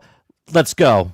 Right? And you could have different timelines. You could have the whole hearsay where it's just Marines versus Marines, or you can have like the Tyranid invasion. It's endless what you could do. Endless. It's literally endless. There's books and books of stuff that you could do, and they're like, I just don't understand. We don't know what to do. They're like, I don't know what to do. Yep. We're still trying to make this game for the 47th time. Let's make Suicide Squad and give everyone guns. Let's make Lord of the Rings, but Tales of the Shire, where they can make a little village. Woo! Yeah. Don't forget the Punisher fishing game. Let's not make a Lord of the Rings game where you're doing the fucking Battle of Helm's Deep. Right? Let's not do that. Right? Let's do stupid things. I mean, we have chivalry too, right? We have the whole medieval combat thing. You guys can't do a callback to Lord of the Rings and like do that shit? Hell, do a team up with Chivalry and make the Lord of the Rings skins inside Chivalry. If you don't want to make a separate game, do a testing ground. Put the skins of Lord of the Rings into Chivalry, right? But take the Autobots and Decepticons and make them as a DLC that you could do for Chivalry too. You got to change topics, and my brain's starting to hurt. All right. The possibilities for great endless. games are right in front of them. They're scared to make an attempt because they want an automatic cash cow. Well, Sarge, we got to pay a licensing fee to these people because, and we don't make 100% of that money. Then we only make 70% of that money. Yeah, I know. Well, apparently they have money to burn because how many attempts have they made for Warhammer 40K and Warhammer in general? How many licensing fees have they paid? They're not even there's out got to be like 2 years. There's at least 9 games in the last 10, 15 years that they've tried. Easily. They're paying for it, so they keep trying. So obviously they think the money's there because they keep trying. Yep. Well, finally one hit, right? Finally one hit. All right, the next story I want to talk about, Sarge. Switch 2. We've known about the Switch 2 for about a year and a half, I would say. And they finally showed the Switch 2, and everyone's excited except me because they already showed. Just as a 2 on it. It's the Switch 2. It's bigger. It's got more things on it. By how many millimeters is it bigger? I'm not actually too sure. It might have a mouse functionality on it. Okay. So they show the little grooves on it, and everyone's already breaking it down right now on Twitter because they're showing that so if you look at this part right here, let me see if I can make this bigger. If you look at this part right here over on the right side, there's that little nub that comes out where the controller like plugs into it. Okay, so there's magnets that attach and it clips onto it. So it makes a little, sound as you're holding, right? So I want to know how sturdy that is, right? Because that's the port that it's getting clicked into, and you're going to hold it like that. Now, if you pull too hard, does the Switch just fall? You know what I mean? Like, what do you have to hold it with one hand, like yank it out a little bit? I mean, why isn't there a latch that holds it together? There is. There's a little button. But what I'm saying is, do you have to hold it and then is it snug, or is it going to just release like super easy type of thing? Are the controller, the Joy-Cons themselves are bigger? The Joy-Cons are a little bit bigger, so instead of holding it like this, Sarge, you're going to hold it like this, right? Crab claw. You're still going to have crab claw. It's just going to be less crab claw. Okay. It's got a port up on top, a port on the bottom, so for charging, okay? Because the problem with the Switch, when you're playing with the kickstand, you can't charge it. You can't plug in the bottom, right? So now they have a charger up on top, so when you're out on the kickstand, they improve the kickstand. Kickstand is the first thing that breaks on the Switch. It's like this little flimsy little plastic thing with the little, right? They made it nice. The whole back is now, it looks like it's still going to break, but it's a bigger kickstand that, what it is. The kickstand's 1995. So it still has the same card system, okay? But here's my question now, right? It's still using the same card, so you could take your old Switch games and play them in your new Switch machine, okay? But I want to know how it works. Oh, it's probably because if I had a Switch cartridge on me, it probably has like one less groove on there, so you can't play new games in your old Switch. You know what I'm saying? Oh, you think so? It has to. Otherwise, you could play the new games on your old Switch, then they've just created the Xbox Series S and X scenario here, right? Well, it has its own taco, right? You're still putting the taco. It's got its own taco. Yeah, it's got a different taco. It's rounded corners instead of squared. Right? It probably maybe does higher. We don't know the specs. We don't know any of the specs whatsoever. No we specs just know the at design. all. No specs at all. That doesn't come out till like April, or until someone leaks it. Right? Or until someone leaks it. Yeah. Yeah, I'm curious to know what holds it. Are only magnets holding it together? The magnets are on so there's a little port. Let me see if I can get another picture over here. I'm looking at the sides. I'm like, if magnets hold, if they're industrial magnets, I get it. They hold tight, but at the same time, there's magnets here and here, right? And it clicks into here, but there's a little groove. There's a little groove on the inside. I don't know if they show it here. They don't show it, but there's a little port that it plugs into, type of stuff. And maybe this groove is good enough to sit in there. Maybe it holds real tight. Like I said, I need to know. I feel like that's a breaking point there.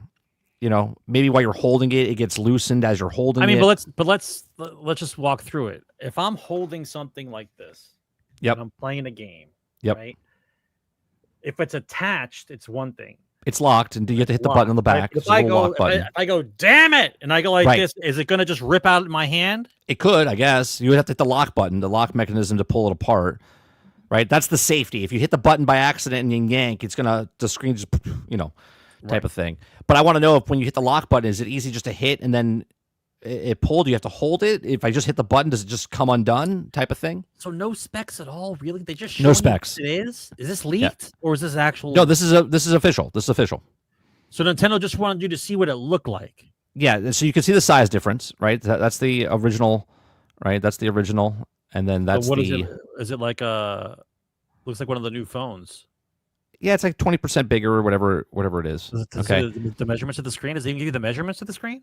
No, they don't give you any specs. No specs. No specs. No okay, specs. what's the screen inch on the normal Switch? Let's do it that way. I think it's like 7.5 or something like that. Chat, can you? I have so many tabs. I could do algebra. I'll figure this out. Yeah, I think it's like 7.5. So maybe it's like a. Maybe a 9-inch screen, maybe for the new one. 5 plus 1.5. Yeah, 9-inch. About 9 inches. Yeah, 20% more is a 9-inch screen. Yep. It's 7 inches for the original Switch. Dustin, is that what you're saying? 7 inches for the original.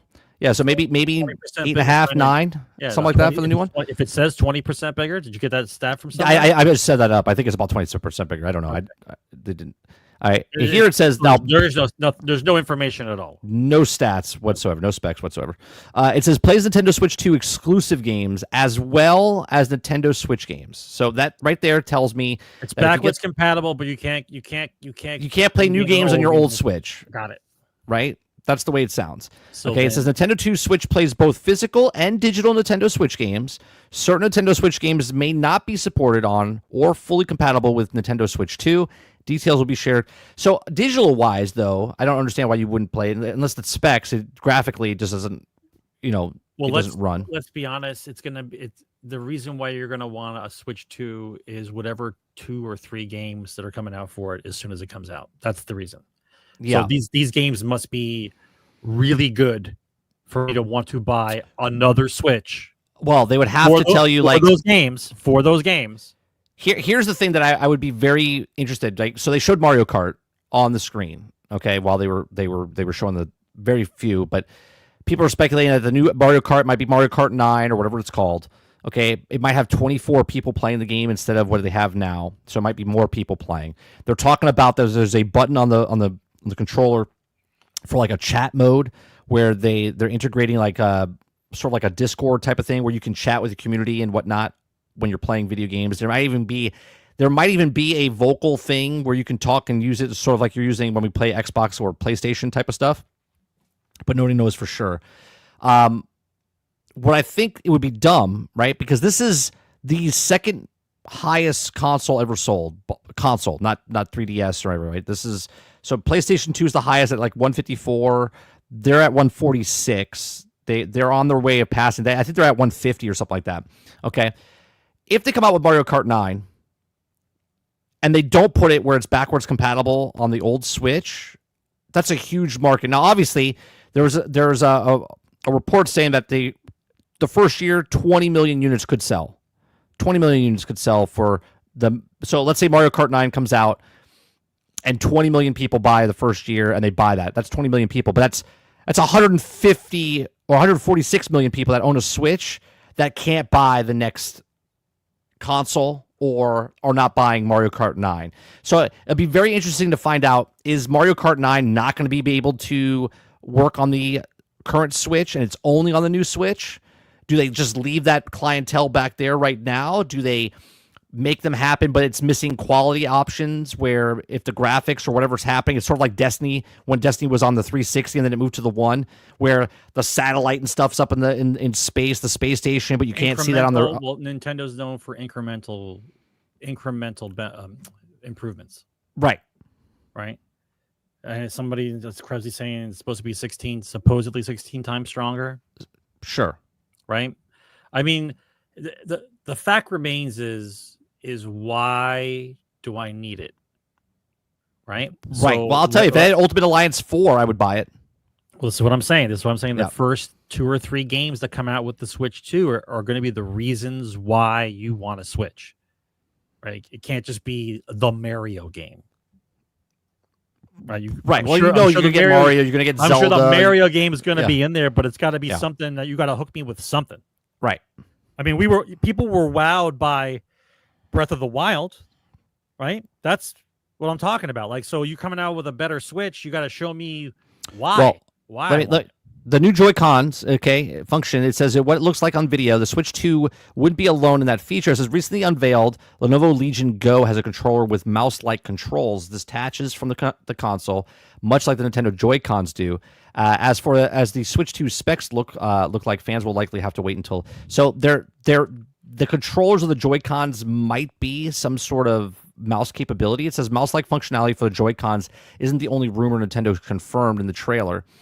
Switch 2 could also have a magnetic Joy-Cons U-shaped kickstand, both of which appear to be official announcement of the mysterious C button below the home option, which is the C button they're talking about as a connection, a chat, maybe some sort of social function. If you could press the C button and chat into a multiplayer game, you're going to hear trash talk immediately. That's why they're thinking about it. Right. We don't know what it is. People are speculating what it is. So it'll be interesting to see what happens. April 2nd is when they're coming out with the Nintendo Direct to tell us more about this. But I'm interested in seeing what happens with the games. Obviously, backwards compatible for most games, but not all games.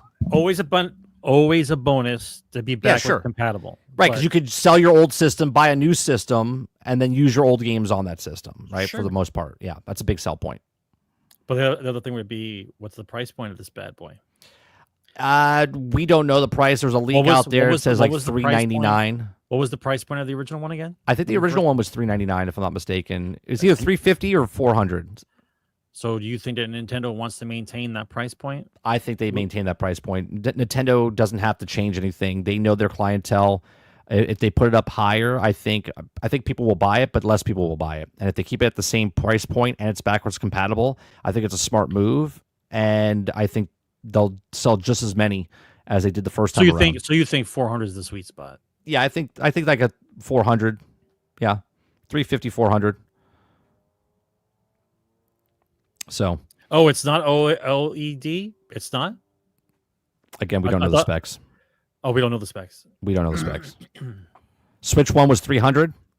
Wasn't there a $400 version? If it's $300, they're gonna nail it out of the park. If it's still $300. Yeah, it's gotta be more money. We're in this kind of economy, and the unit's bigger. Yeah, if it's at $300 and it's big and it is what it is, and with the power that it's supposed to have, oh yeah, these things will blow past the first Switch. Well, here are the two concerns. It's not in its taco. Let's say it's allegedly 16 times stronger. What kind of battery is it using? And how long can you play? I don't know. We don't know the specs. Right. So the LCD Switch was $300 and the OLED was $350. So there you go. I'm going to stick with my $399. I think because it's bigger and because of the other things they have on it, they go for $400. Especially since PlayStation just came out with a $700 Pro. Yep. I'm gonna stick with my $400 for it. And it'll be interesting if they come out with 2 versions of it or not. I'm sure they will, just not at the same time. Sure. They don't do what Microsoft did, releasing 2 consoles at the exact same time, right? They'll upgrade it and then not having them, releasing them at the same time and not having them. Argus says all the Switch 2 leaks, which seem right so far, say LCD screen, not OLED, and will sell the OLED version later to make more money, sell more consoles, even get double the dippers. Sure, absolutely. But like I said, I don't like saying that it's not an OLED, or if it's not, there's no official yet. It's leaks, rumors, stuff like that. So yeah. So that's the Switch 2. A lot of people, I'm looking around. I mean, obviously there's Nintendo fans that are excited, but a lot of people are not like, oh my God, like, they're like not losing their shit over it, right? Because, and I get it, because it's just Switch. It's just the Switch 2. It's a little bit bigger. But this is what you're saying now. Right. You need to know specs. They need to know specs and what games. What games. As soon as they know the games that are coming out day one and it's supposed to come out this year, right? A lot of people are saying maybe in the summertime. I looked it up today. All their systems came out in September, November area, except one, which is the Switch, which came out in March, right? Well, it's not coming out in March, especially if they're doing the direct in April, right? So maybe it comes out in April, but for the most part, people are thinking later in the year during the holiday season. The lineup of games is what's going to sell this thing, right? But again, I need to know, is it going to be able to, if a new game comes out, Mario Kart 9, is it going to be able to work on the old Switch, or no, it's just on the new Switch too? Right. Does Nintendo make games and say, that's it, moving forward? I can't imagine they would do that with the number one selling console in the last 2 decades, right? The Switch 1 is the second highest console ever created. And just to be like, we're not supporting it anymore, that would be interesting to me. I don't know. I doubt it. But we'll see. I want to see. I'm actually kind of interested to see how Nintendo navigates this. I want to see this. Yeah, I'm interested. Like I said, I'll buy it if they have Ultimate Alliance. First of all, I want Ultimate Alliance on all the consoles. By the way, I don't want it exclusively on the Switch. But if it does come out and it's exclusively on the Switch again, then I guess I'm buying another Switch. Right. Next story. Rumor. We always have to say rumor, and we have to say it multiple times because some people are like, that's not what's happening, 30. I know, that's what rumor means, right? Rumor is a new Halo game could be announced this year, okay? So Xbox could reveal a new Halo game at some point this year, according to the industry insider. Sentiment surrounding Xbox major sci-fi first-person shooter franchise Halo has been rocky following the release of Halo Infinite in 2021. 343 Industries initially struggled to find the footing and being able to provide timely updates. First of all, that's idiotic. It's idiotic. Like, you made a game and you struggled to find the footing. You knew what you had, and you've bobbled it since you've started with it. Not just Halo Infinite, but the best game that 343 has ever made is still the worst that Bungie made, right? So Halo Infinite's player base also, however, his output was improved in more recent seasons, but hasn't kept fans from wondering about what the next Halo is. So this past October marked a huge shift in Xbox Halo team 343 Industries. The studio announced that they'd changed its name to Halo Studios, confirming that the sole focus will be on Halo's franchise. As it always been. Its conjunction with the studio's name change, Halo Studios also revealed that it's also moving away from its Slipspace engine, which also was created in Halo Infinite, and it'll also be instead of using the Epic Unreal Engine 5 for the future of Halo projects. Now, it seems like Halo Studios is firing on all cylinders following this engine swap. Industry insider Rebs Gaming posted on a video of YouTube talking about the new Xbox LinkedIn post, mentions Halo Studios' expanded playtesting setup. As part of the post, Halo Studios playtest manager Susan Bunch says, when the Project Foundry team was also working on Unreal Explorations, it set up a playtest session for the artists and designers to come in and play for similar maps in production. This is also mentioned in the maps. There's also active production that let Rebs Gaming believe that the new Halo announcement could be coming sooner rather than later. It says, also known as the Halo Infinite Slipspace engine took a long time to build for and was likely the culprit of being such a large gap between Halo 5 Guardians, and which also released in 2015, and Halo Infinite, which also was released in 2021. Using Unreal Engine 5 may allow Halo Studio to put out a new Halo game more frequently than in the past, and also have easier time adding new content to its multiplayer suites. There's also a heavily rumored Halo Combat Evolved remake that will also still be on the table. I think they're going to reboot the franchise. I said that last night. I said that months ago when we talked about this. It just makes sense, right? Like, new engine, reboot the whole fucking series in the Unreal Engine 5, and then resell it. You know what I mean? If the new Halo game was revealed this year, it would mean that the game wouldn't likely be out until 2026, 2027, or later, depending on the scope, as also when might occur Xbox admitted developer direct. Well, here's the thing. They've been working on the Unreal Engine 5 for about 2 years now, right? So if they are working on another game, all depends on how big the game is and what it is, right? So if it's a Battle Royale game with Halo, or Helldivers 2, I don't think that's going to take 4 to 5 years to make. It might take 2 to 3 years to make, and we could get in 2026 or 2027.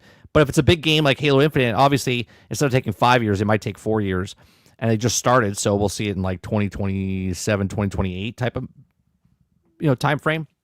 What type of game do you think they would make, Sarge? I mean, I know I just kind of said that if they made like a Helldivers and stuff, but do you think they just stick with the the Halo recipe of what we were talking about for Halo Infinite or the other Halos, or do they go outside the box? It's hard to say now because I think they got burnt by Halo Infinite because they tried to put themselves in that games live service type of nonsense and it didn't work out for them. But whose timeline would they be following? Or if, like you said, they're going to reboot. If they reboot and just start from scratch, I mean, I think if you're going to reboot it, I think Reach would be the one you go to. Like the story about the fall of Reach. I think that would be epic enough. It would give you the variability of different Spartans to use as opposed to just being Master Chief. You know what I mean? Yeah. Instead of trying to just your Master Chief yet again, it could be the story of anybody you want from any of the Spartan things that just put you in there. Like if you want to be the sniper, if you want to be whatever. I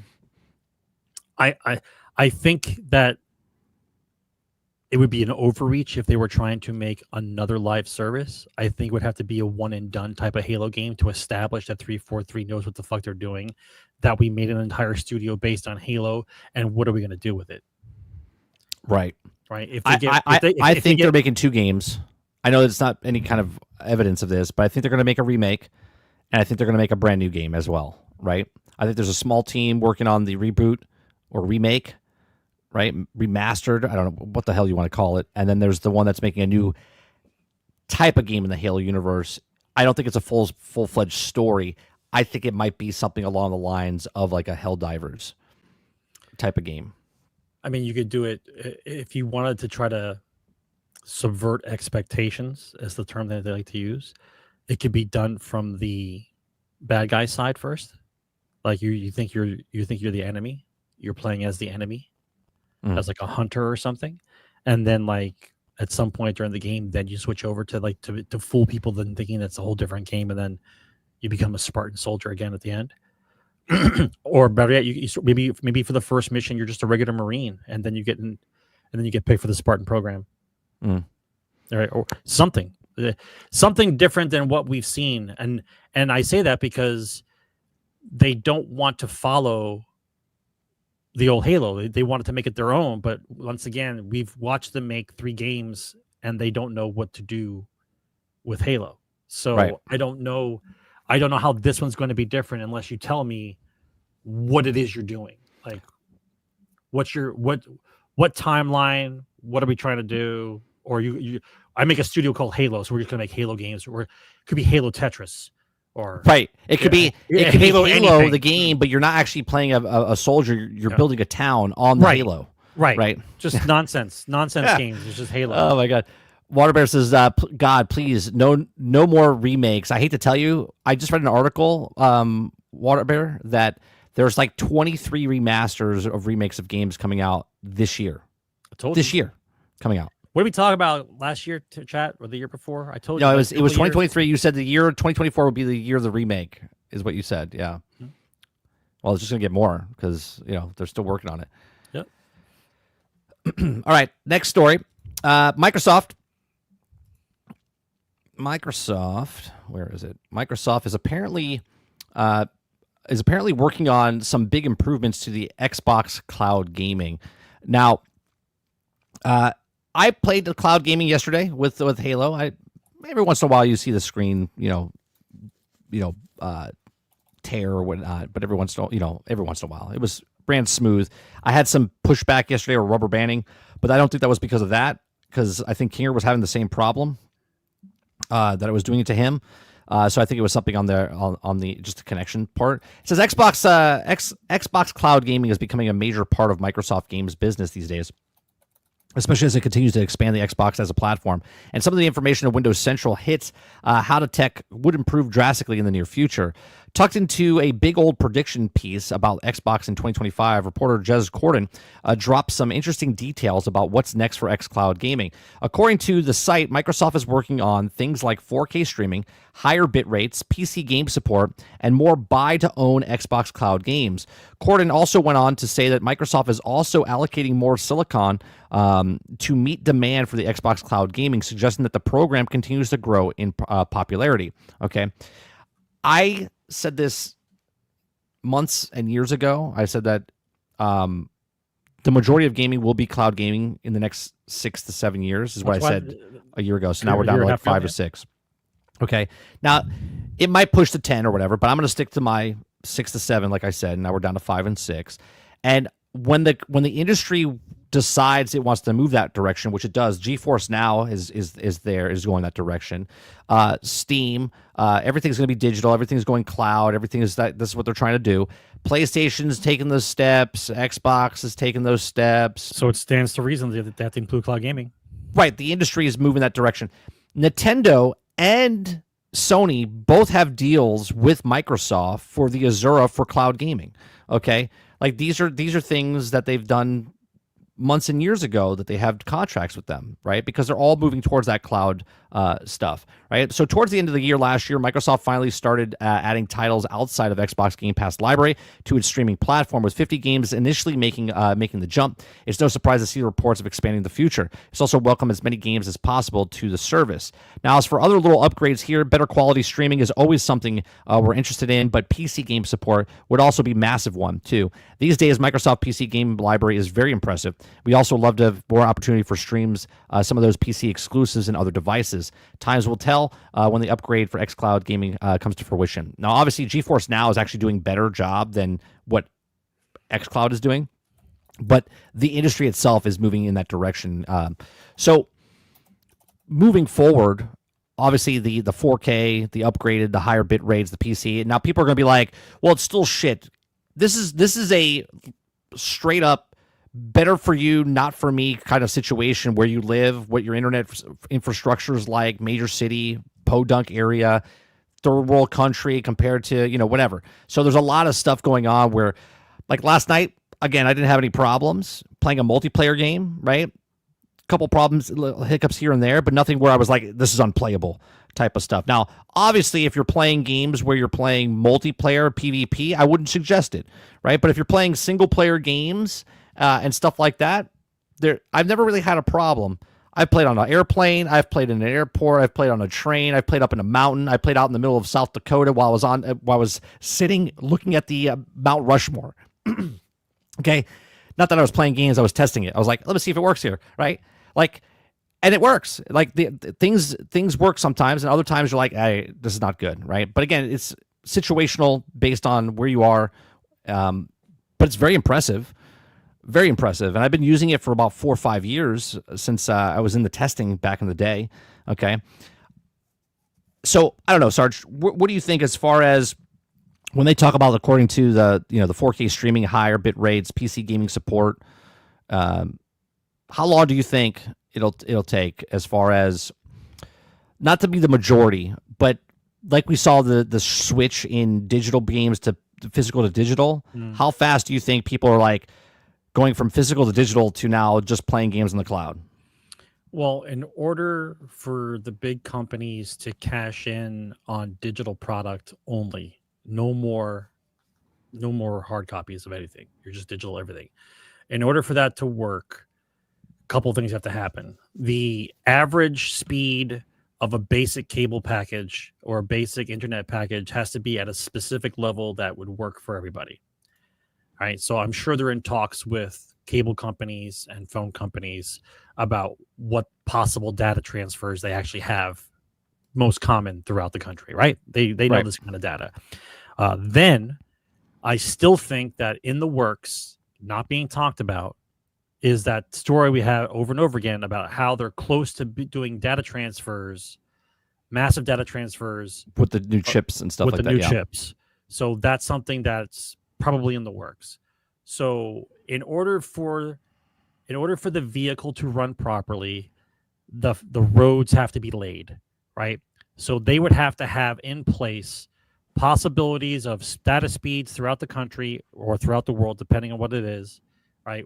What's possible, the new technology, and then what is it that we can give consumers that allow this to work, that we can actually sell them. And so the underlying nonsense, right? Right. Just like the underlying nonsense before, which no one talks about anymore because it's all bundled together, was the Xbox Live money you paid, and then you're paying your cable bill.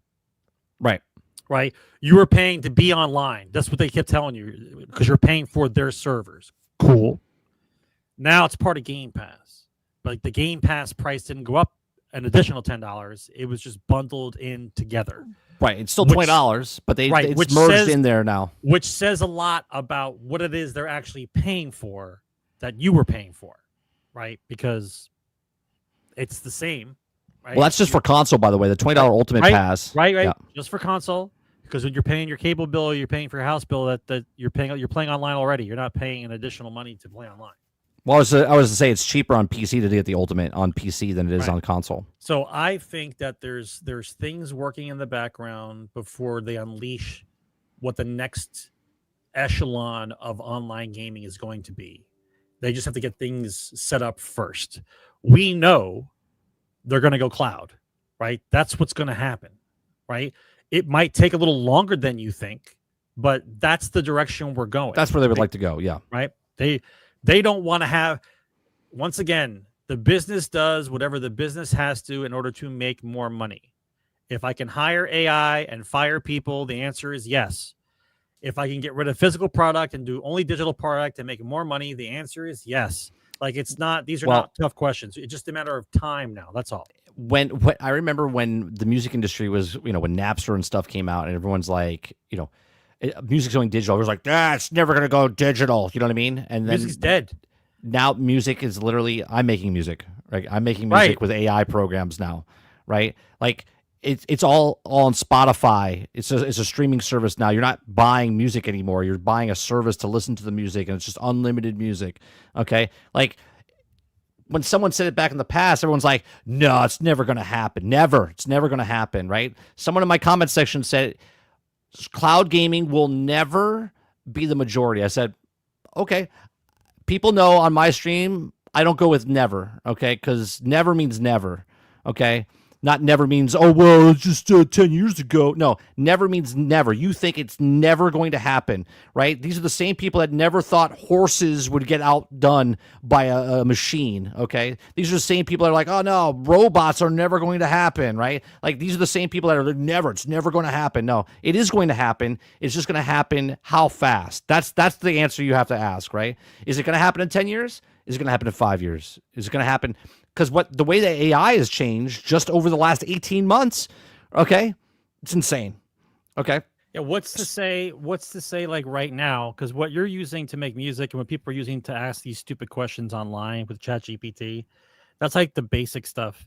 Like, what are companies using AI for? They're probably programming as much stuff into it as possible and then asking it to solve the problems that they have in order to make things faster. Yeah, right. Because that's people what in my I would chat do. were asking for recipes and stuff like that, and I was like, "Why don't you just ask Google?" They're like, "Oh, it's just better if you ask, ChatGPT or AI, because it'll give you suggestions, and Google will just put up a search, right?" But the AI is literally like you're having a conversation with somebody. Right. But what I'm saying is, believe me, they're using it to try to move things along quicker. Of course they are. But in order for things to move quickly, the roads have to be laid first. Microsoft wouldn't be spending $80 billion, right? They spent $70 billion to buy Activision, but they're spending $80 billion into the AI programs. No one spends $80 billion because they don't think it's the future. You see what I'm saying? Yeah, no, I get it. I get it. I would just mark it down on the calendar, like, because if they're talking about improving cloud gaming, then there's a list in that agenda for how do you improve cloud gaming. Well, here's the next story. New report says PC games are outselling console games, calling PC games a bright spot in a troubled industry. Okay. So earlier today, Matthew Ball, CEO Investment Strategy, also released an early version, a presentation called The State of Video Games in 2025, a slideshow which incorporates data for market research firms of IDG, Newzoo, and summarizing worldwide market trends, gaming industry. He says, I'll be honest, things aren't great following a decade-long growth wave between 2011 and 2021. The industry's revenue growth has staled, feeding into the atmosphere of risk aversion and stagnant investments. All right. The outlook isn't entirely dire, though. However, while gaming industry revenue growth has plateaued over the last 3 years, okay, the analysis of PC gaming is a bright spot. A continued growth, now accounting for the majority of non-mobile content revenue. According to it, both PC and console gamings are, as you may have noticed, considerably bigger concerns than they were also turned in 2010 and 2024. Consumers were also spending almost $50 billion more on PCs and console games than they were in 2011, right? So here's a nice little chart here to show you the growth. Okay, that's VR consoles up here. This is PC. Okay, and then this is mobile. And I love how people tell me all the time, Sarge. I tell people all the time, less and less people are buying consoles, and there'll be people coming into my chat and arguing with me. That's not true. That's not. Okay, let's look at handhelds and stuff in here. The consoles up here. The console is 1.2 billion, but PCs is 30 billion. Okay. This is VR consoles and everything. This is just PCs. Okay. Mobile. Okay. That's the one I'm looking at, bro. I'm not even Mobile is $83 billion. Okay. It's stale, though. Do you see this? It didn't move. It's going down, Sarge. Yeah, it's because everybody's playing all the farm games they're going to play and handing out money on all the games they want to play. That's it. Right. Okay. It says, go back for a second. Go back for a second. If you notice how it grows and then just plateaus, it's because everybody has a phone that's going to get a game, has it. Correct. You have to wait for the kids to grow up to get a phone. So it's in this like little stagnant section right now. It's not stagnant. You've maxed out. Right. Saturation. It's saturation. Everybody who has a phone has one. I don't know what you're looking for. Like look at the growth over the 10-year period. Right. And then it just maxes out. Yeah. Because we all got it. Yeah, mobile game is not real gamers. Yeah. So it says, but beginning in 2021, console gaming growth started to slow, which is particularly clear worldwide. Xbox Series S and X and PlayStation 5 console sales, compared to previous console generations, the current Microsoft and Sony console lines had, after 49 months, sold nearly 7 million few systems. Okay, PC gaming, meanwhile, only continued to grow. Well, console is stagnant since 2021. Okay, and the revenue has also grown 20%. Now, 20 years ago, PC shared a non-mobile content spend, and 29% is now 53%. So here you go. So this is PC. Okay, this is handhelds. Gone. Handheld console gone. Okay, and then this is the console, right? So living room consoles. Okay. So it says PC gaming continued to grow, and many compound advantages over the console ecosystem, like more extensive release library and greater backwards compatibility, more immediate access to web browsers, social platforms, live stream software suites, and higher top-end performance. What's more, says PC gaming's, the momentum is still growing thanks to cross-release of console exclusive advancements in portable PC gaming devices as SteamOS, okay, as well as Roblox. Hundreds of millions of children growing up on Roblox are unlikely to ask for a $500 console to play AAA games, okay. Yep. So it continues here. Go back to that. Go back to that graph again. I want to take a look at that graph. Yeah, that one. I want to take a look at it real quick. Like, when they say it surpasses, right, we're not talking about that much, right?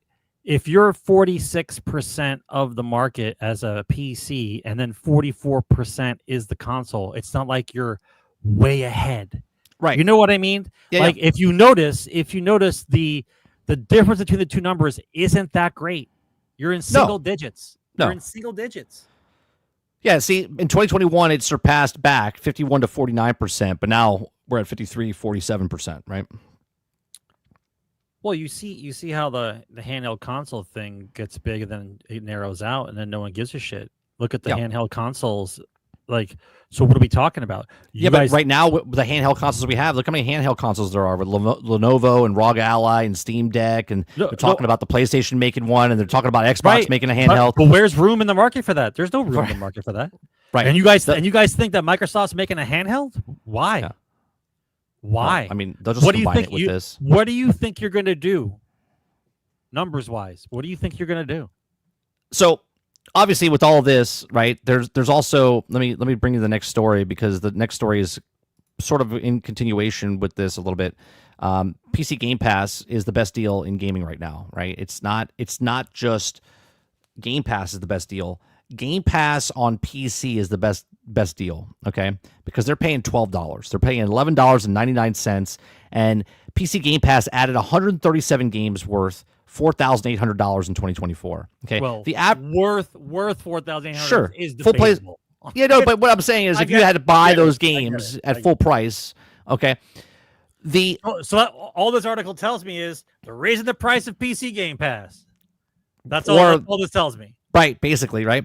So it says number crunching shows that PC Game Pass saw 137 games added to the library last year, with 37 of them being day one releases.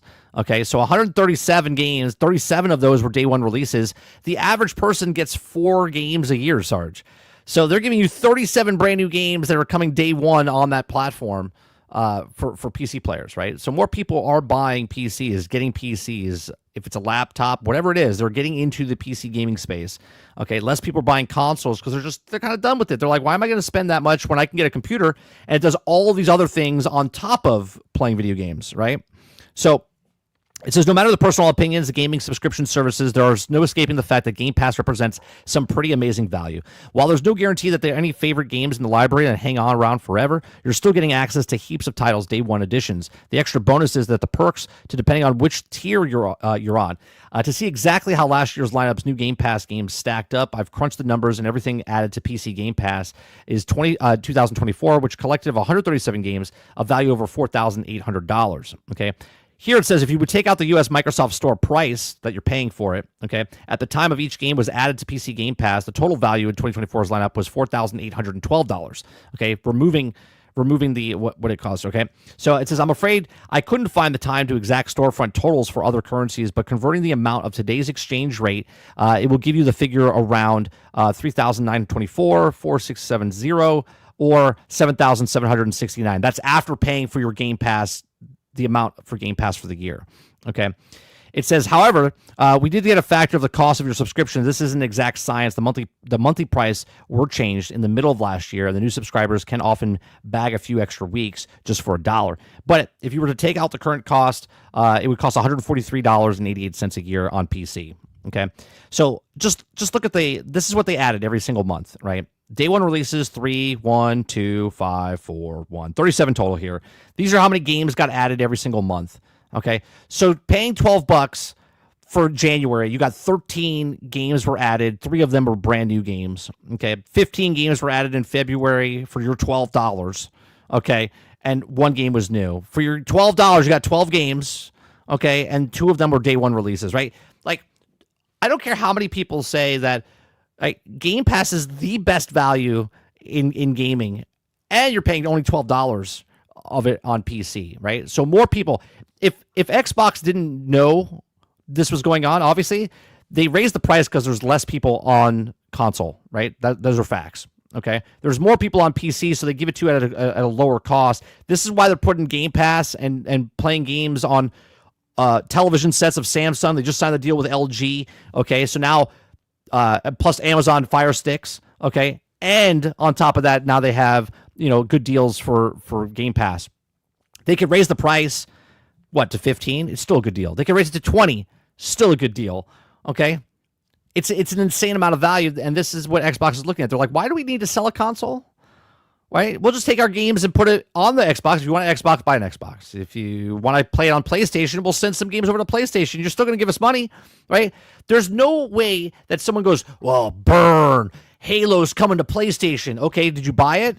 Did you play it on PlayStation? That means you purchased it for the money, and then Xbox makes money off of you. There's no burn there. Right? They're giving you a game, and you're like, I'm playing your games on my system in your face. It's like, okay. Well, what's interesting about this kind of statistics, though, is if you think about it for long-term purposes, if more and more people start buying whatever the personal computer is going to be, or the computer is, whatever that piece of equipment is going to be in your house, then eventually you don't need consoles at all, because number one, if I'm cloud gaming, I'm doing it from their servers. I don't need to actually have a box in my house, right? Right. So you only have the one box or the one thing in your house. So I look at this as saying that eventually there are no consoles. There's just this thing this apparatus that's on your television, and you have a service fee. That's what it is. Right. Like that's end game. Like there's no more boxes. It's just a thing. All right, and then here we go with this story. Okay, which is GTA 6. GTA 6 costing as much as $100 could help video game industry rebound in 2025. Oh, please. I don't know what this means. I don't know, but I'm writing down his name. Hang on. Okay, I don't know what this means, but we'll read about it.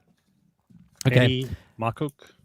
Okay, it says if Take-Two raises prices to $80 or more, other publishers could apparently follow suit. Well, no shit, right? So it says veteran investment analyst researcher Matthew Ball, has released a 219-page report about the state of video games in 2025, which is basically the same report we just saw about the PCs and stuff. Video game industry can also possibly grow to 2025. In section title, how player time and player spend might return to growth. Ball mentioned a variety of opportunities, including Grand Theft Auto 6 costing as much as $100 when it launches this year. That's not the special edition, by the way, guys. That's the standard edition, could cost $100. Okay. Ball said there is hope that Take-Two will price GTA 6 at $80 or even $100, which could prove to be a turning point to the video game industry. This could break a key price barrier and allow other developers to raise prices as well, he said. Before this, Baldur's Gate 3 developer said that GTA 6 could prompt a shift in more expensive games if Take-Two decides to price it above $70. Well, I'll tell you what, you know who's sitting in the background going, Game Pass, right? Microsoft is sitting in the background going, yeah, that'll sound great. $100 for a video game? Because if the average person problem. If every person's buying 3 to 4 games at $60 and now $70, well, I'll tell you what, they're not going to be buying 3 to 4 games a year average if they're $100. Okay, they're going to buy less games and they're going to start looking more towards the streaming services that are out there, because I don't care what you think. People like to save money. I don't know about you, right? But if I can get something, for cheaper, I'm going to get it on sale instead of buying it at full price. It's just what it is. Okay. So I don't want it to be, but I'm pretty sure Grand Theft Auto is coming in at 100. It might. I mean, obviously we know that the special edition or whatever is going to be $100, easy. But the standard edition $100, I mean, and they're going to get it. Right? Because it's never going to go on sale. Ever. Right? You can still get the game right now if you went to the store for like $50. No, actually, I think Grand Theft Auto 5 is finally on sale. I think. Oh, is it? I think finally, yes. Yeah. Yeah. So it says that Take-Two will price GTA 6 at $80 or even $100. Or I remember that part. $70 is current market rate for new AAA games. And the fact that it takes Take-Two, it was also amongst the first to raise prices from $60 to $70 back in 2020. Many are naturally wondering if Take-Two might raise prices again for GTA 6. Also remains that if it will happen beyond updating the sticker price for games. Listen, you could say a game like Cyberpunk or Grand Theft Auto could charge more because of how massive it is, but this sets a definite precedence, because then smaller games that are not as big as those types of games, that are just like 8 to 10 hour games, are going to charge $80 to $100 for those games. And meanwhile, wide open games that you could put hundreds of thousands of hours into are also charging $80 to $100 a game, right? Again, Game Pass or Microsoft is just going to look at this and go, yeah, this is great for us because more people are going to come to us. They're just going to fall into our hands because the market's going to push them that direction, because people are not going to want to pay $100 for video games, right? Yeah, I don't know. We'll listen. We're not far off. We're going to see how it works. Grand Theft Auto 5, for example, has sold over 205 million copies. Okay, 205 million copies. They say it could sell 40 million copies and earn over $3 billion in revenue the first year. Yeah, they're charging $100. They're charging $100. It's insane. Honestly, chat. Obviously, if it's a special edition game and it comes with a statue and a map and everything else, you pay $100, right? Are you buying a standard edition game for $100? Every game that comes out, Monster Hunter Wilds coming out, $100, right? Grand Theft Auto 6, $100. Every game, AAA game that comes out, $100. Would you purchase it, and then how many would you buy? right? That $300 you used to spend on the 3 to 4 games now is 1 to 2 games, right? And you're not going to get GTA 6 for sale at a lower price point at GameStop because it's not going to be hard copied. It's just going to be digital. Right, digital. Right, digital. GTA 6 is going to be digital. Right, it's just digital. So you'll never get it on sale because they control the game, right? This is the kind of stuff we talked about earlier, that they're going to control the market again, and there's not going to be any competition. Right. No competition. I sell the game. That's it. I sell the game. There are no third-party sites that sell the game. And if there are third-party sites that sell the game, they're digital as well. Right? So the only reason why that they can sell at a discount is because they're charging more for something else. That's the only other reason why they can do it. Right. All right, we're putting the red bar scrolling across the bottom. If you want to ask questions, put the questions in the chat down below. While you guys are putting questions in the chat, I got 2 other stories real quick. I'm a little confused about this one, Sarge. Sony is putting, and maybe chat can help us out here because I'm confused about this one. I didn't follow up on it. I'm trying to get more information. About what? Oh, about this? The story. Okay. So Sony's working on a new upgrades for cross-platform play. Okay. Now, while I'm confused about this, chat, is if it's a third-party game like Marvel's Rivals, okay, or Fortnite, they have cross-platform already built into the game in the third party, okay? So it says Sony is developing a new invitation system to improve cross-platform play, making multiplayer gaming easier for PlayStation users, okay? This is the same company that didn't want to play nice and play cross-platform. They want cross-play. Right? They didn't want it, but now they're doing a patent to focus streamlining cross-platform multiplayer by allowing users to send game session invites to friends on different platforms, okay? Sony's efforts to reflect rising popularity on multiplayer gaming with the focus of improving matchmaking and invitation system for better user experience. Why would you need a patent system to invite somebody? The only thing I could think of, right, is because their games are going to be coming out on multiple platforms, right? Their games are coming on multiple platforms. This is not a patent for a third-party game to make it easier for people to get into Fortnite matchmaking for platform. I'm thinking of it as their games are coming out and that they're going to have cross-platform and they want people to be invited and maybe they're going to have to sign into make a user profile or something. That's the way I'm taking it. Maybe I'm looking into it a little differently. What do you think, Sarge? I'm still trying to figure out what it is that they're trying to patent. If there's a game out there that is cross-platform, meaning that we could play multiplayer together, what is it that Sony needs to have in order for that to work? I don't know. It's just where the game is made to be cross play. I want to play across platforms. Now, does it mean just PC to PlayStation, or is this talking about PlayStation I don't know. and Xbox? Because I don't understand why you would need a patented process to invite people to a cross-platform game if the game is made cross-platform. Right, like Marvel Rivals right now is cross-platform. PC, console, PlayStation, Xbox. Do I need what special program do I need in order to get that to work? It doesn't. What is Sony doing? Well, that's my question. I'm not making fun of it. It sounds like they're finding a new way to get people signed up. I'm just trying to figure out why they would need a system. And again, I'm asking because I'm drawing a blank here of like why we need an invitation system to have crossplay. Because if it's a third-party game, they're doing their own thing, right? And if it's a first-party game, you want them to invite people, meaning is your games going to other platforms? Your first-party game is going to other platforms, which they are making a lot of, Helldiver-esque live service games. Well, if your first-party game is going on multiple platforms, then that game's already cross-platformed. So what do I need your proprietary software to invite someone to I don't know. To a game? I'm confused. Krebsy says, I think it's just one of the bullshit patents. It might be, but you still got to make a patent and have an idea about it. And I'm just confused of why they need a patent to get someone to come in to invite an invitation. This also seems kind of strange considering that Sony never wanted to do crossplay ever. Well, they used to charge people, right? They cross-platform, right? Yeah. So, one of the stories that just came in at 8:45 while we were doing this, Krebsy submitted this into. Let me bring it up here. This is from Bloomberg. Okay, it says 2 PlayStation games have been canceled. One was a live service game from Bend Studio, and the other is a live service God of War game at Blue Point.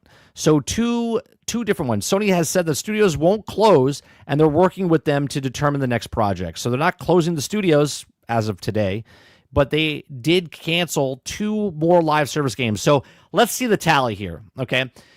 Because just over a year ago, they were talking about how they were going to have 12 live service games.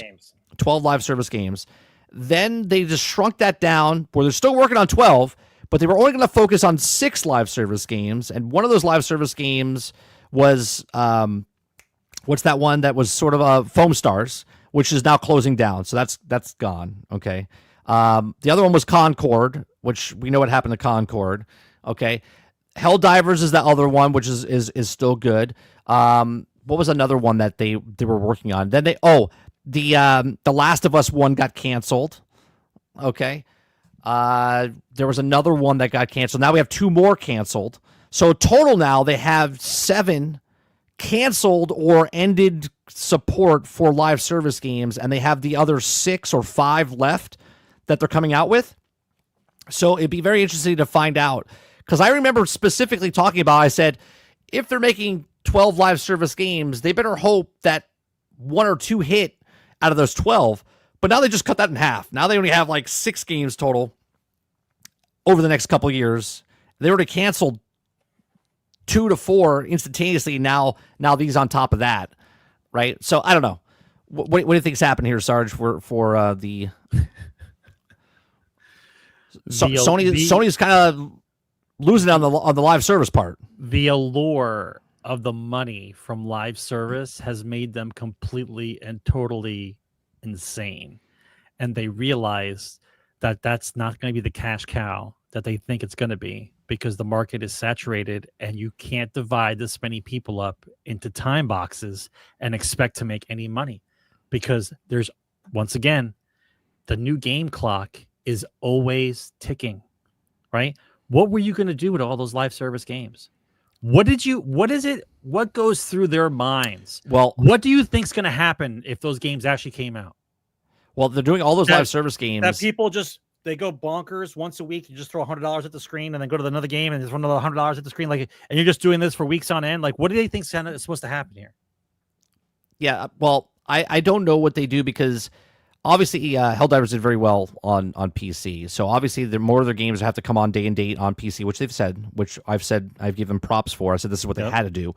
But 12 live service games from their first party studios, basically, that they're working on for their clientele over there, out of the 60 million PlayStations, because it has stalled, whatever. All systems across the board have stalled for people buying consoles.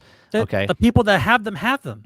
Correct, and the people that wanted the new one got the new one because they wanted the PlayStation 5 Pro, but there's not flying off the shelves from the people that were looking to get into PlayStation, like, oh, you know what? I couldn't afford $500, so now I'm going to buy a $700, $800 one, right? All depending if you want a disc drive or not. So it'll be interesting to see what happens with now 2 more games. Krebsy says they have, hold on, here's the other ones that they have. They have the Spider-Man, Last of Us, Twisted Metal, Fair Games, and Marathon, right? Marathon, that's another one that might be a hit or miss for them, right? That might be another hit or miss with them. They're hoping, right? This is why... and I said, as long as they do this live service, but they don't affect the first party titles. And right now, they're failing on the live service aspect. In just 12 months, 13 months, they've completely changed the landscape of, we have 12, now you have 5. After you got rid of 6 and saying, oh, well, we're going to expand that over the next, 5 to 6 years. But that seems like that's gone now. So we'll keep an eye on this and see what happens with the live service aspect of it. It's very interesting. Let's see. Horizon. You mean that remaster that they didn't? Oh, well, the remaster Horizon. I think they had Didn't they have a live service aspect of it? Not the MMO. There was another live service aspect that they were working on with Horizon. Am I wrong about that? Or am I thinking of a different game? It's incredible. It's incredible that they were going to be so gung-ho with so many live service games. And then finally somebody in the accounting office said, this just doesn't math, people. This just doesn't math. I don't understand what you guys are trying to do. It's almost comical. It's almost comical. I mean, they always put the cart before the horse. You know what I mean? Like they tell us that they have 12 live service games. We're be like, 12 live service games, right? I mean, hell, let me ask you a question. Were you Transformers excited? just closed down? That was a live service game. I know, I understand that. But what I'm saying is, if someone announces to you there's going to be 12 live service games coming out, are you excited? No. I mean, I know I don't have enough time for 2 or 3 of them. What am I doing with? What am I going to look at 12? What am I looking at? Right. Well, that's the thing, right? It's almost like Game Pass works because Game Pass has another branch, right? So like people that have Game Pass is Game Pass, and they also sell their games. Microsoft is selling their games on other platforms, and that's why Game Pass works, because they're not just depending just on Game Pass. A live service game works if there's just enough live service games. If they're all live service games, then none of them will succeed because there's not going to be that many people to keep them afloat, right? So you have to have regular games, you have to have the MMO games, you have to have the live service game, like the live service game. Like if you're a conglomerate, and I'm not talking about an independent game company, I'm talking about a conglomerate. If you're a conglomerate and you want to have a live service game, right, amongst your 25 titles that you guys make, cool, but you can't slate for the next fiscal year that you're gonna have 12 live service games. Like nobody's thinking. You're not using your brain at all. If you can imagine how that looks. Well, right now, everyone's scrambling because Marvel Rivals is doing well. It's only been out a month. No, and everyone's scrambling to make the next hero shooter just like Marvel Rivals. Hang on, no, you got it backwards. When Overwatch came out, they were scrambling to make another game like Overwatch, and they did. It's called Rivals. Now, no. Scrambling when Overwatch came out, they pumped out left and right hero shooters and they fail. When Battle Royale came out, they pumped out Battle Royales left and right. And when Extractions came out, they pumped out extraction shooters left and right. Now Rivals is back out. They're like, wait a minute. DC is probably going to have their own Rivals type of stuff. WB is probably going to try and fail and fall on their face if they're going to try to copy Rivals. Well, we'll see what happens. The last story I want to talk about real quick, just more of an announcement. Tomorrow, Fortnite updates their game, and they have Godzilla coming into the form here. Where is it? Godzilla. That's kind of cool. And then we'll go to Q&A. Is it the old Godzilla or the new one? Oh, it's the new one. Fortnite Godzilla vs. Kong 3.3.20 update leaks and everything we know. Okay, so the next highly anticipated Fortnite update, version 3.3.20, Chapter 6, Season 1, which is also the delivery of a huge Godzilla vs. Kong collaboration. Originally teased as a Hunter season trailer, Godzilla and King Kong are set to have an epic in-game showdown in the Battle Royale, but that's not all. Plenty more additions, including a virtual anime pop star and also in store. So, obviously, there's going to be some sort of... I don't know if you're fighting him as a boss fight, if he's just wandering around because I played the season with my son where Doom was like in certain areas and he would just like laser and kill you. Like you could interact with him. They have little boss fights around, but this dude's not a small boss fight. He's literally, I mean, you can see how big he is. Here's a shot of, they did a little advertisement where the bridge is already updated in the game, where the bridge is destroyed and you have a footprint. So you can see how big he is going to be. Okay, then you have the actual video here. I'll mute the thing, and you can see how big he is as people are running away from him. There's like a giant boss fight happening here. So I don't know, man. Pretty cool. I'm not a big fan of Fortnite myself, but I do appreciate and respect what they're doing with the game. Because there is no template for what they're doing. They are making the template, right? Right. It's not like someone said, yeah, we're going to put Godzilla. Be like, how are you going to do that? How are you going to put Godzilla? Like, yeah, we're just going to put Godzilla in the game, right? They bring in pop stars for concerts. They do like D23. They're bringing events in where you fight Galactica when you were the Marvels. It's pretty fucking cool. And I have to say, my son loves it. I mean, he's constantly telling me, "Oh, this is updated. This is what they put in the store." He liked when Snoop Dogg was in the store and stuff, right? And when he was in the match, he's like, "Oh, you can get Snoop Dogg on your team and he can fight with you," right? Like, it's interesting what they're doing, but I get it. It works for this. When Call of Duty does it, I'm like, I'm confused, right? But I get it. It's a video game. You're supposed to have fun, but it's basically adult Fortnite now, is what COD is, right? But Fortnite is for kids, for adults. They're doing some cool stuff. I like to see what happens with this. It just looks fun. to see Godzilla in the inside of Fortnite is just kind of cool. Yeah, I wonder if the monkey will cost $80 like in COD. Is King Kong gonna go and fight him though? Like, do they fight? Yeah, well, they've had massive battles but it was like the end of the season where like a giant robot fought other two monsters were fighting. It was cool back in the day, right? So this is cool. It's a little weird though because there's no movie coming out like right now of King Kong or Godzilla. I don't think. No, it's not cross promotion. They're just fucking around. Well, it is cross promotion. Just no movie like coming out. Like this would have been cool if Godzilla 1 was out and then this was happening in the thing, but who knows? Sure. Right? Pretty sure they had talks with the Japanese companies to get them. Oh, sure. So cool. If you guys want to know what's happening in Fortnite, there you go. Fortnite's got. And here's a little bit of useless information. There were back in the '60s, there were 2 Godzilla versus King Kong movies, right? And in the American version, of course, King Kong won, and in the Japanese version, Godzilla wins. Oh, I didn't know that. It's like back in the day, it was almost like watching a wrestling match. You remember how they were? Yeah.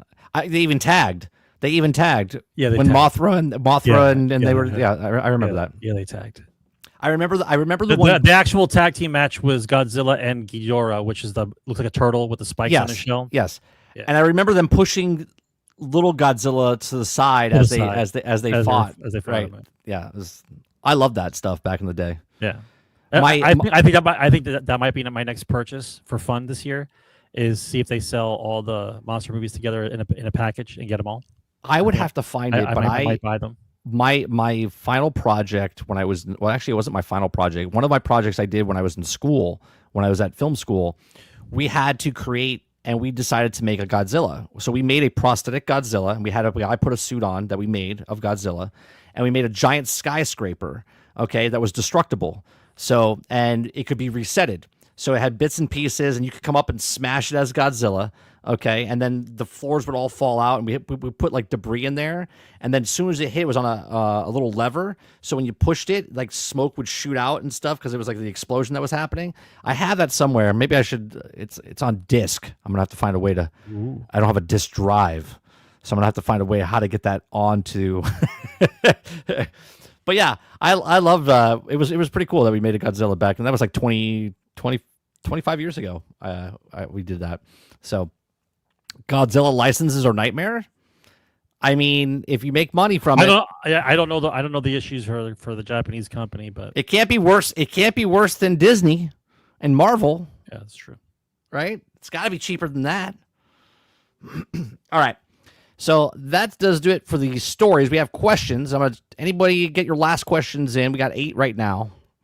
I think we have 8. Nope, we don't have 8. We have 1, 2, 3. We have 6.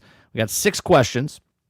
I'll leave it up for a couple more minutes. First question is from Altern. He says, since you already played Star Wars Outlaws and Indiana Jones, which one do it better? And if there is a chance that another game can win your heart again. Which one did it better? I think Indiana Jones did it better than Outlaws. But it's a little unfair because Indiana Jones was a complete game when it came out and Star Wars Outlaws was not. But I have to say the scale of both of them I think is good.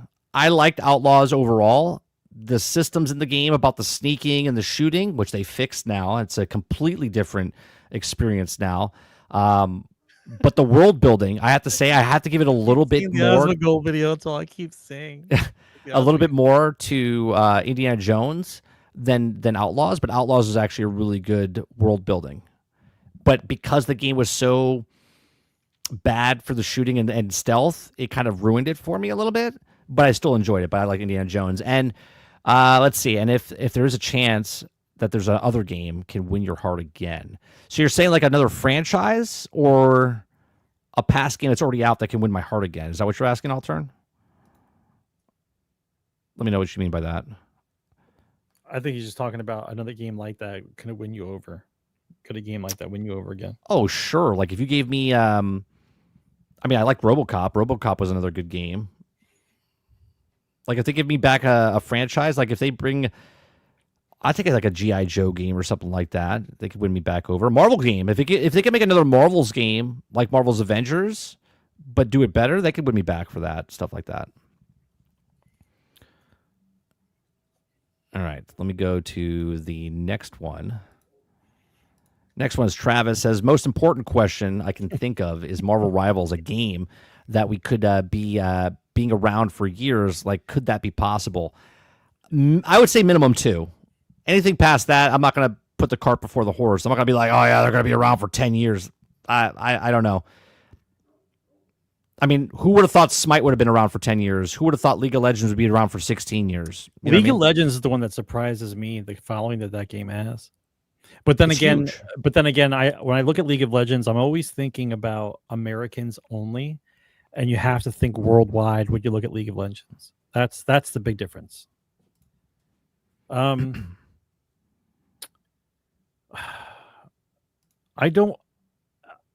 answer pretty much is going to remain the same. The new game clock is ticking. I think the game's got legs, but depending on what comes out and how many people are pulled off different directions. Now, the new character releases throughout the seasons will bring people back in, but I think the spike and then the drop off are going to be a little bit more severe because you'll go in to try, and then there's other stuff to play. So you tried your character and then you're out. Like, I don't know. Look, let be fair to yourself. Look at Rivals for what it is. Just look at it for the type of game that it actually is. Got the heroes that I like. I get into a game. I learn the character. Boom, boom, boom. And then after a while, there's nothing really holding me there except other friends playing the game, and we do a couple matches, and then I'm out. This is why you need more heroes. I get it. I understand. What I'm saying is the factors involving a game's longevity is fun factor, okay? The hook of why you play it, right? And the new game clock of what's going to take my attention away from this game, right? Well, because the content of Rivals is not a long play game. The content of Rivals is power fantasy with the characters, right? And if you have one season, right? Every 6 weeks they release one. But now they release Professor Xavier and everyone's like, "Oh my god, I can't wait to play," right? But now they release a character that nobody knows. They release Pasty Pete, or whatever that guy's name is, where he shoots a glue gun. Okay? You think that's going to carry that season for the first 6 weeks? I'm just saying, I've seen many posters of Marvel characters in comic book stores, and I never see Pasty Pete on there. Right, that's what I'm saying. Whatever the guy's name is, right? You're not going to carry Fantastic Four power level, and then all of a sudden you're going to bring in Pasty Pete. And Pasty Pete's going to be like, "Oh, dude, I can't wait to play him for the next 6 weeks." It's like, no, you didn't put Jean Grey, Cyclops, Nightcrawler, Juggernaut, right? You didn't put any of those in. You put in Pasty Pete, and we're supposed to run back to the game and have fun for the next 6 weeks, right? Sure, he might be fun, but it'll be like, who the fuck is this guy? It might as well be a Concord character because no one knows who that person is of the grand scheme of things, right? So, like, you waste a character spot on him, you're not going to have a good season. But if you bring in multiple characters and Pasty Pete, right, they have like 2-3 characters drop at the same time, that's a different story. So, Rivals needs to do... I know people look at this and go, well, can they do it as a company? Can they make... I don't care. This is what you have to do if you want your game to succeed. Right? If you want to make a Marvel comic book game, then you got to put Marvel comic characters more inside the game because the roster that you have is what have you done for me lately? Okay? And people are playing your game now and they're having a blast. And they're like, you know what would be really cool? Because right now people are talking about it. They're like, you know what would be cool? Cyclops. Cyclops would be cool. Cyclops should go in the game. Gambit should go in the game. If they never bring Cyclops to the game, people are like, fucking, they lost it, man. When they brought Pasty Pete in and they didn't bring Cyclops in, right? They'll be like, that's when it went downhill, right? You need to constantly keeping people up and engaged with the characters. What was the total money already made for Rivals? 136 million. 136 million. We're gonna call it a $40 game, right?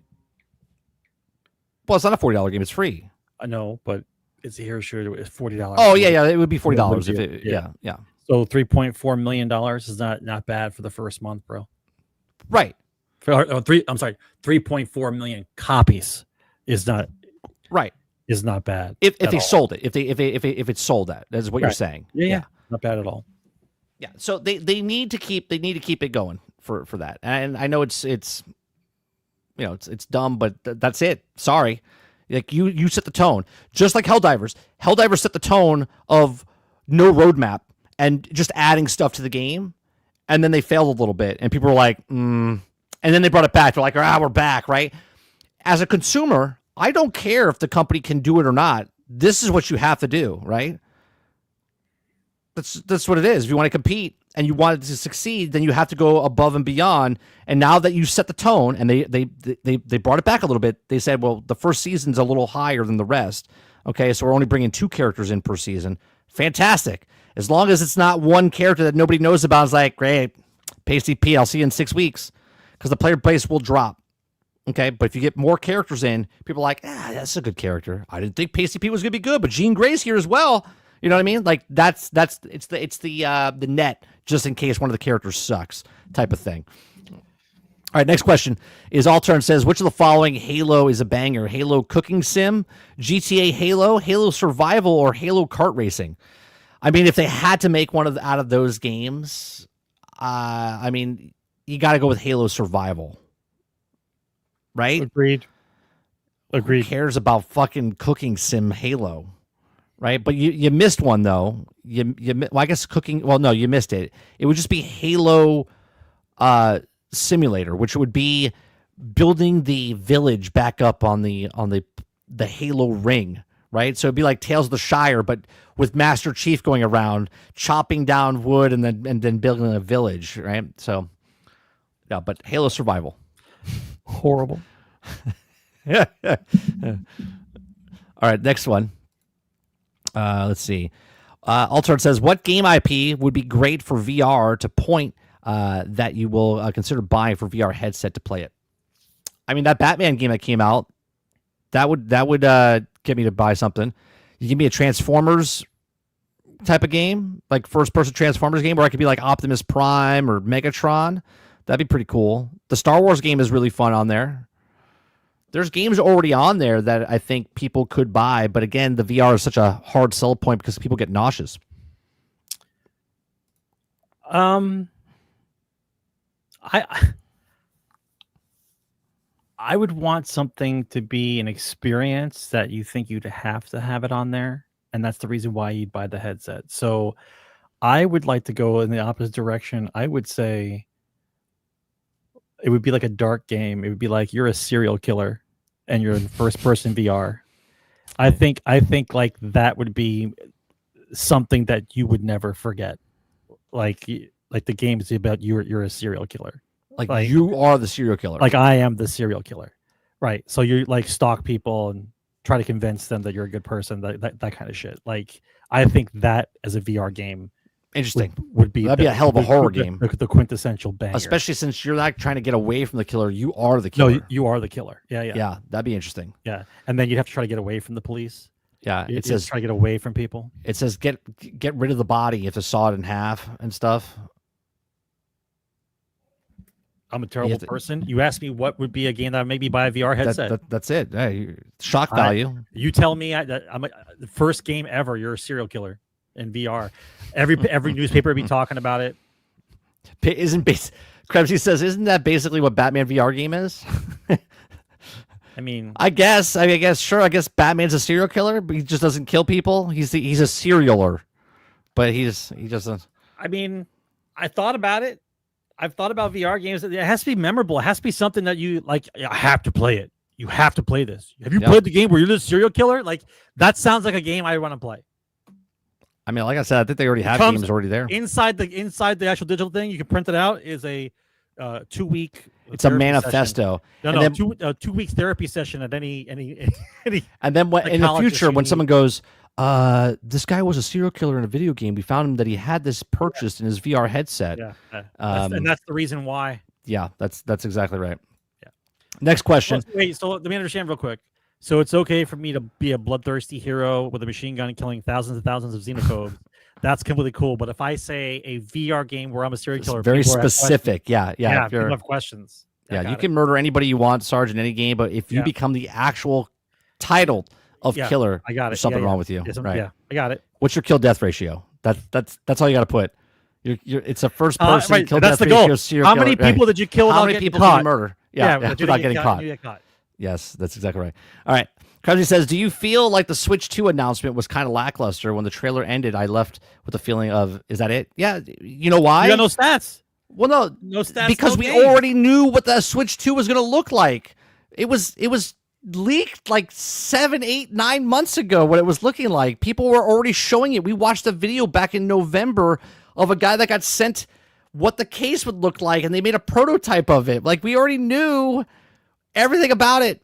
Now it's just official. Now we're like, oh, cool. That's exactly what they told us it was going to be. Yeah, it was very lackluster, especially when you show nothing about it. Like, here it is. Look, it's our brand new mouse.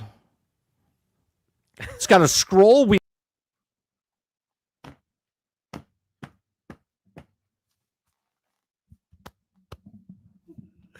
Oh, I love it. What?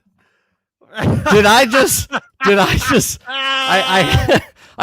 hit the mouse button and it broke the thing. Oh man.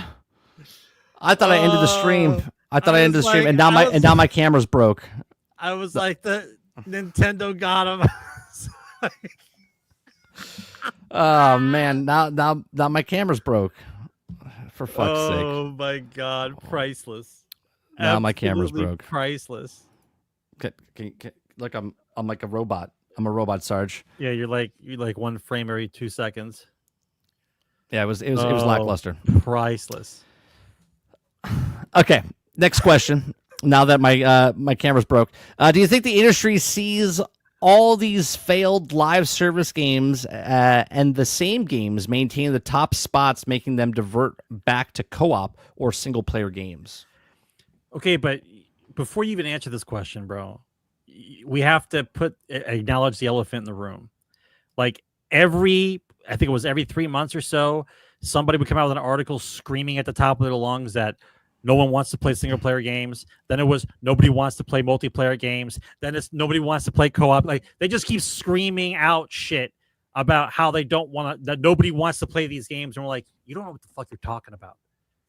Like, and now they ask this kind of shit. You think they learned a lesson? No, they're just chasing trends. That's it.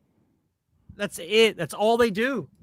Right? Show me a game company that's not chasing trends. Right? Why do you think Larian announced afterwards, we're not making another game? Right? Because they did the best that they could. They put their blood, sweat, and tears into the game. It counted. It was magnificent. And there's no way they can top it. No way. Not in this market. No way. And so they mic dropped themselves and said later. Everybody else still running after that truck. I can do it. I can get there. No, you cannot. I completely broke my camera. I don't know what the hell has happened. This is what you get. It's fine. It's totally worth it. All right. Next. Well, actually, I'll answer this. I believe that you have to have a balance, right? You can't go in 12 deep games live service. You have to have the live service game. You have to have the single player game. You have to have that co-op game. You have to have that multiplayer game. You have to have your hands and feet and all these different things. You can't just say, we're going full in live service, here it comes. And then if it fails, you're like, abandon ship because you're all working towards that. What are you doing with the rest of your time now? Right? I don't know. That's my question. That's my question, right? Like, what do you do?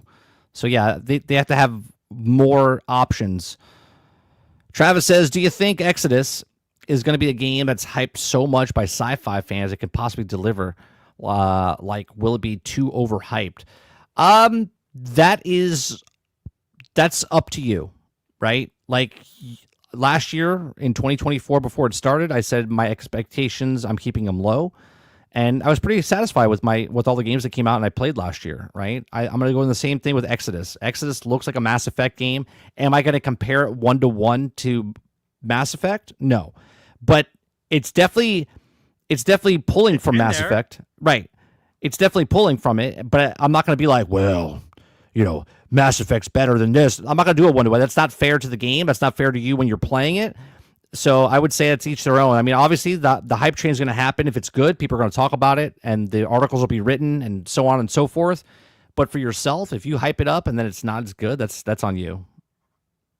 What's the game that came out that was broken about being in Russia and the nuclear after the nuclear bomb? Stalker 2. Stalker 2. Yeah. Yeah. I like to play that one. What the fuck is happening to my? I'm gonna remove myself real fast again. Exodus is giving me a game. So, there's Nope, there's so many games like that though. There's the type of games that hit the nail on the head, and other kinds of games that let's be honest, Travis, the game that's over too hyped is Grand Theft Auto 6. That game, yeah, I don't know if that can live up. I don't know if that game is that game is overhyped. Yeah, I don't know. I don't know if it can. I don't know if it could hold up to it. I mean, I'm just praying that the game works. That's it. I just want to see it work properly. That's all. Because the amount of pressure. Remember, they canceled every other game they had. That's all he worked on.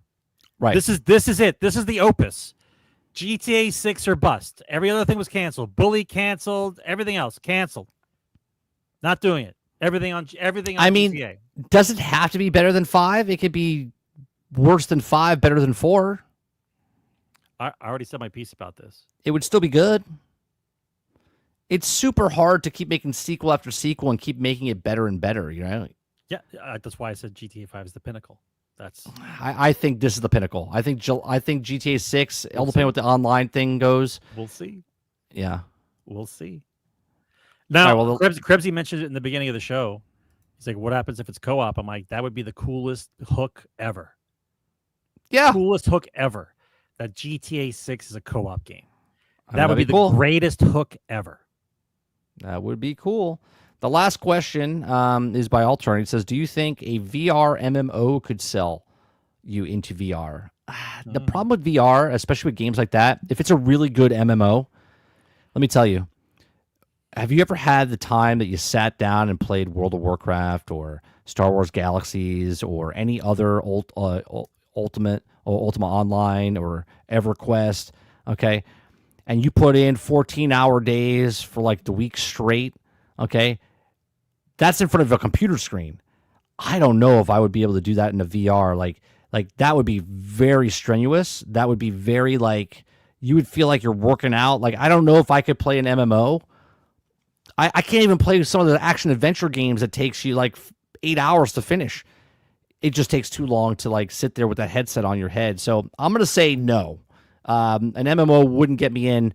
I don't even care if it was like Transformers MMO. Just a VR MMO, they would have to change the headset. They would have to make it where it's a lot lighter, and because you would be sweating. Like, there would just be too much going on there. What do you think, Sarge? I think that there's going to be a natural progression of humans being able to wear something on their face and play video games, and we're probably going to have to get used to it for long-term play because it's not natural. Right. So either two things are going to happen. Either it's going to be a decade worth of people trying out VR and only a certain amount of people can play it, or they get it to where you're only wearing a little set of glasses on your head. Like, you're just wearing glasses. Right.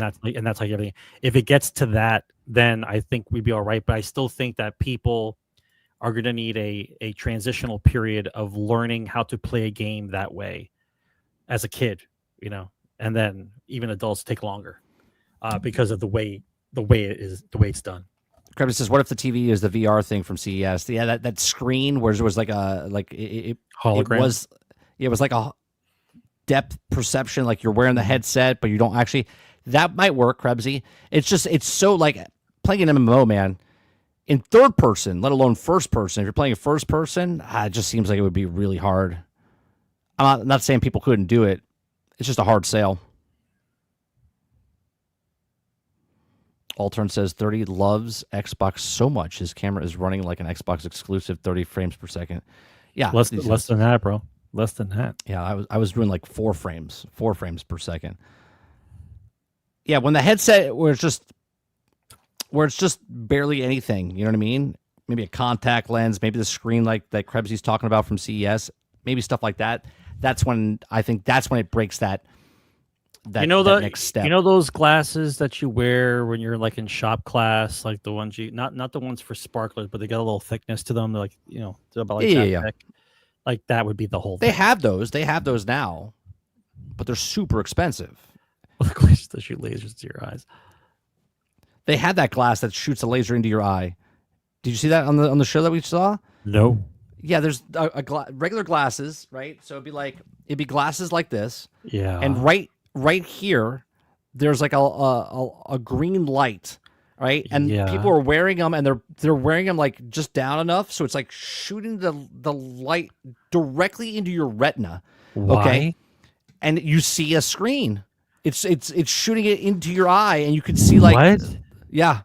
No. That's what I said. I was like, what are the side effects on that for long periods of time? No. The answer is no. Sarge says, Big Mo says, what's up with the board game? Board game? Our board game? Oh, it's in the box. Yeah. It's doing nothing because it's a complete game.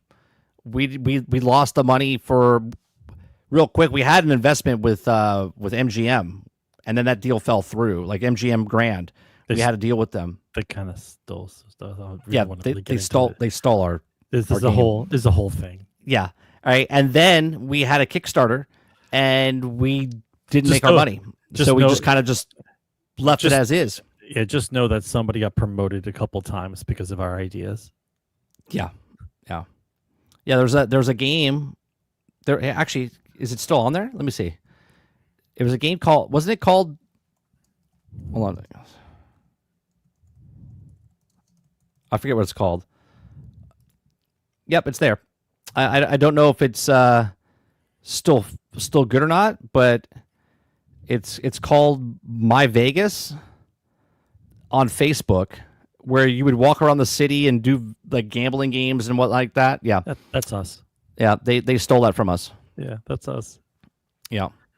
All the way back from... Was it 2007? Yeah, 2007, 2008, something like that. Yeah. Yeah. Yep. Yeah, it's like a top-down board game type of thing, and then you would walk in, and then obviously they put slot machines and stuff like that, which is not what... Our game had that, but it's not like microtransactions or anything. It was a board game. That's how you know our idea was good, though. Yeah, but we pitched it. If someone you can make a board game on this board game on the mobile phone. Yeah.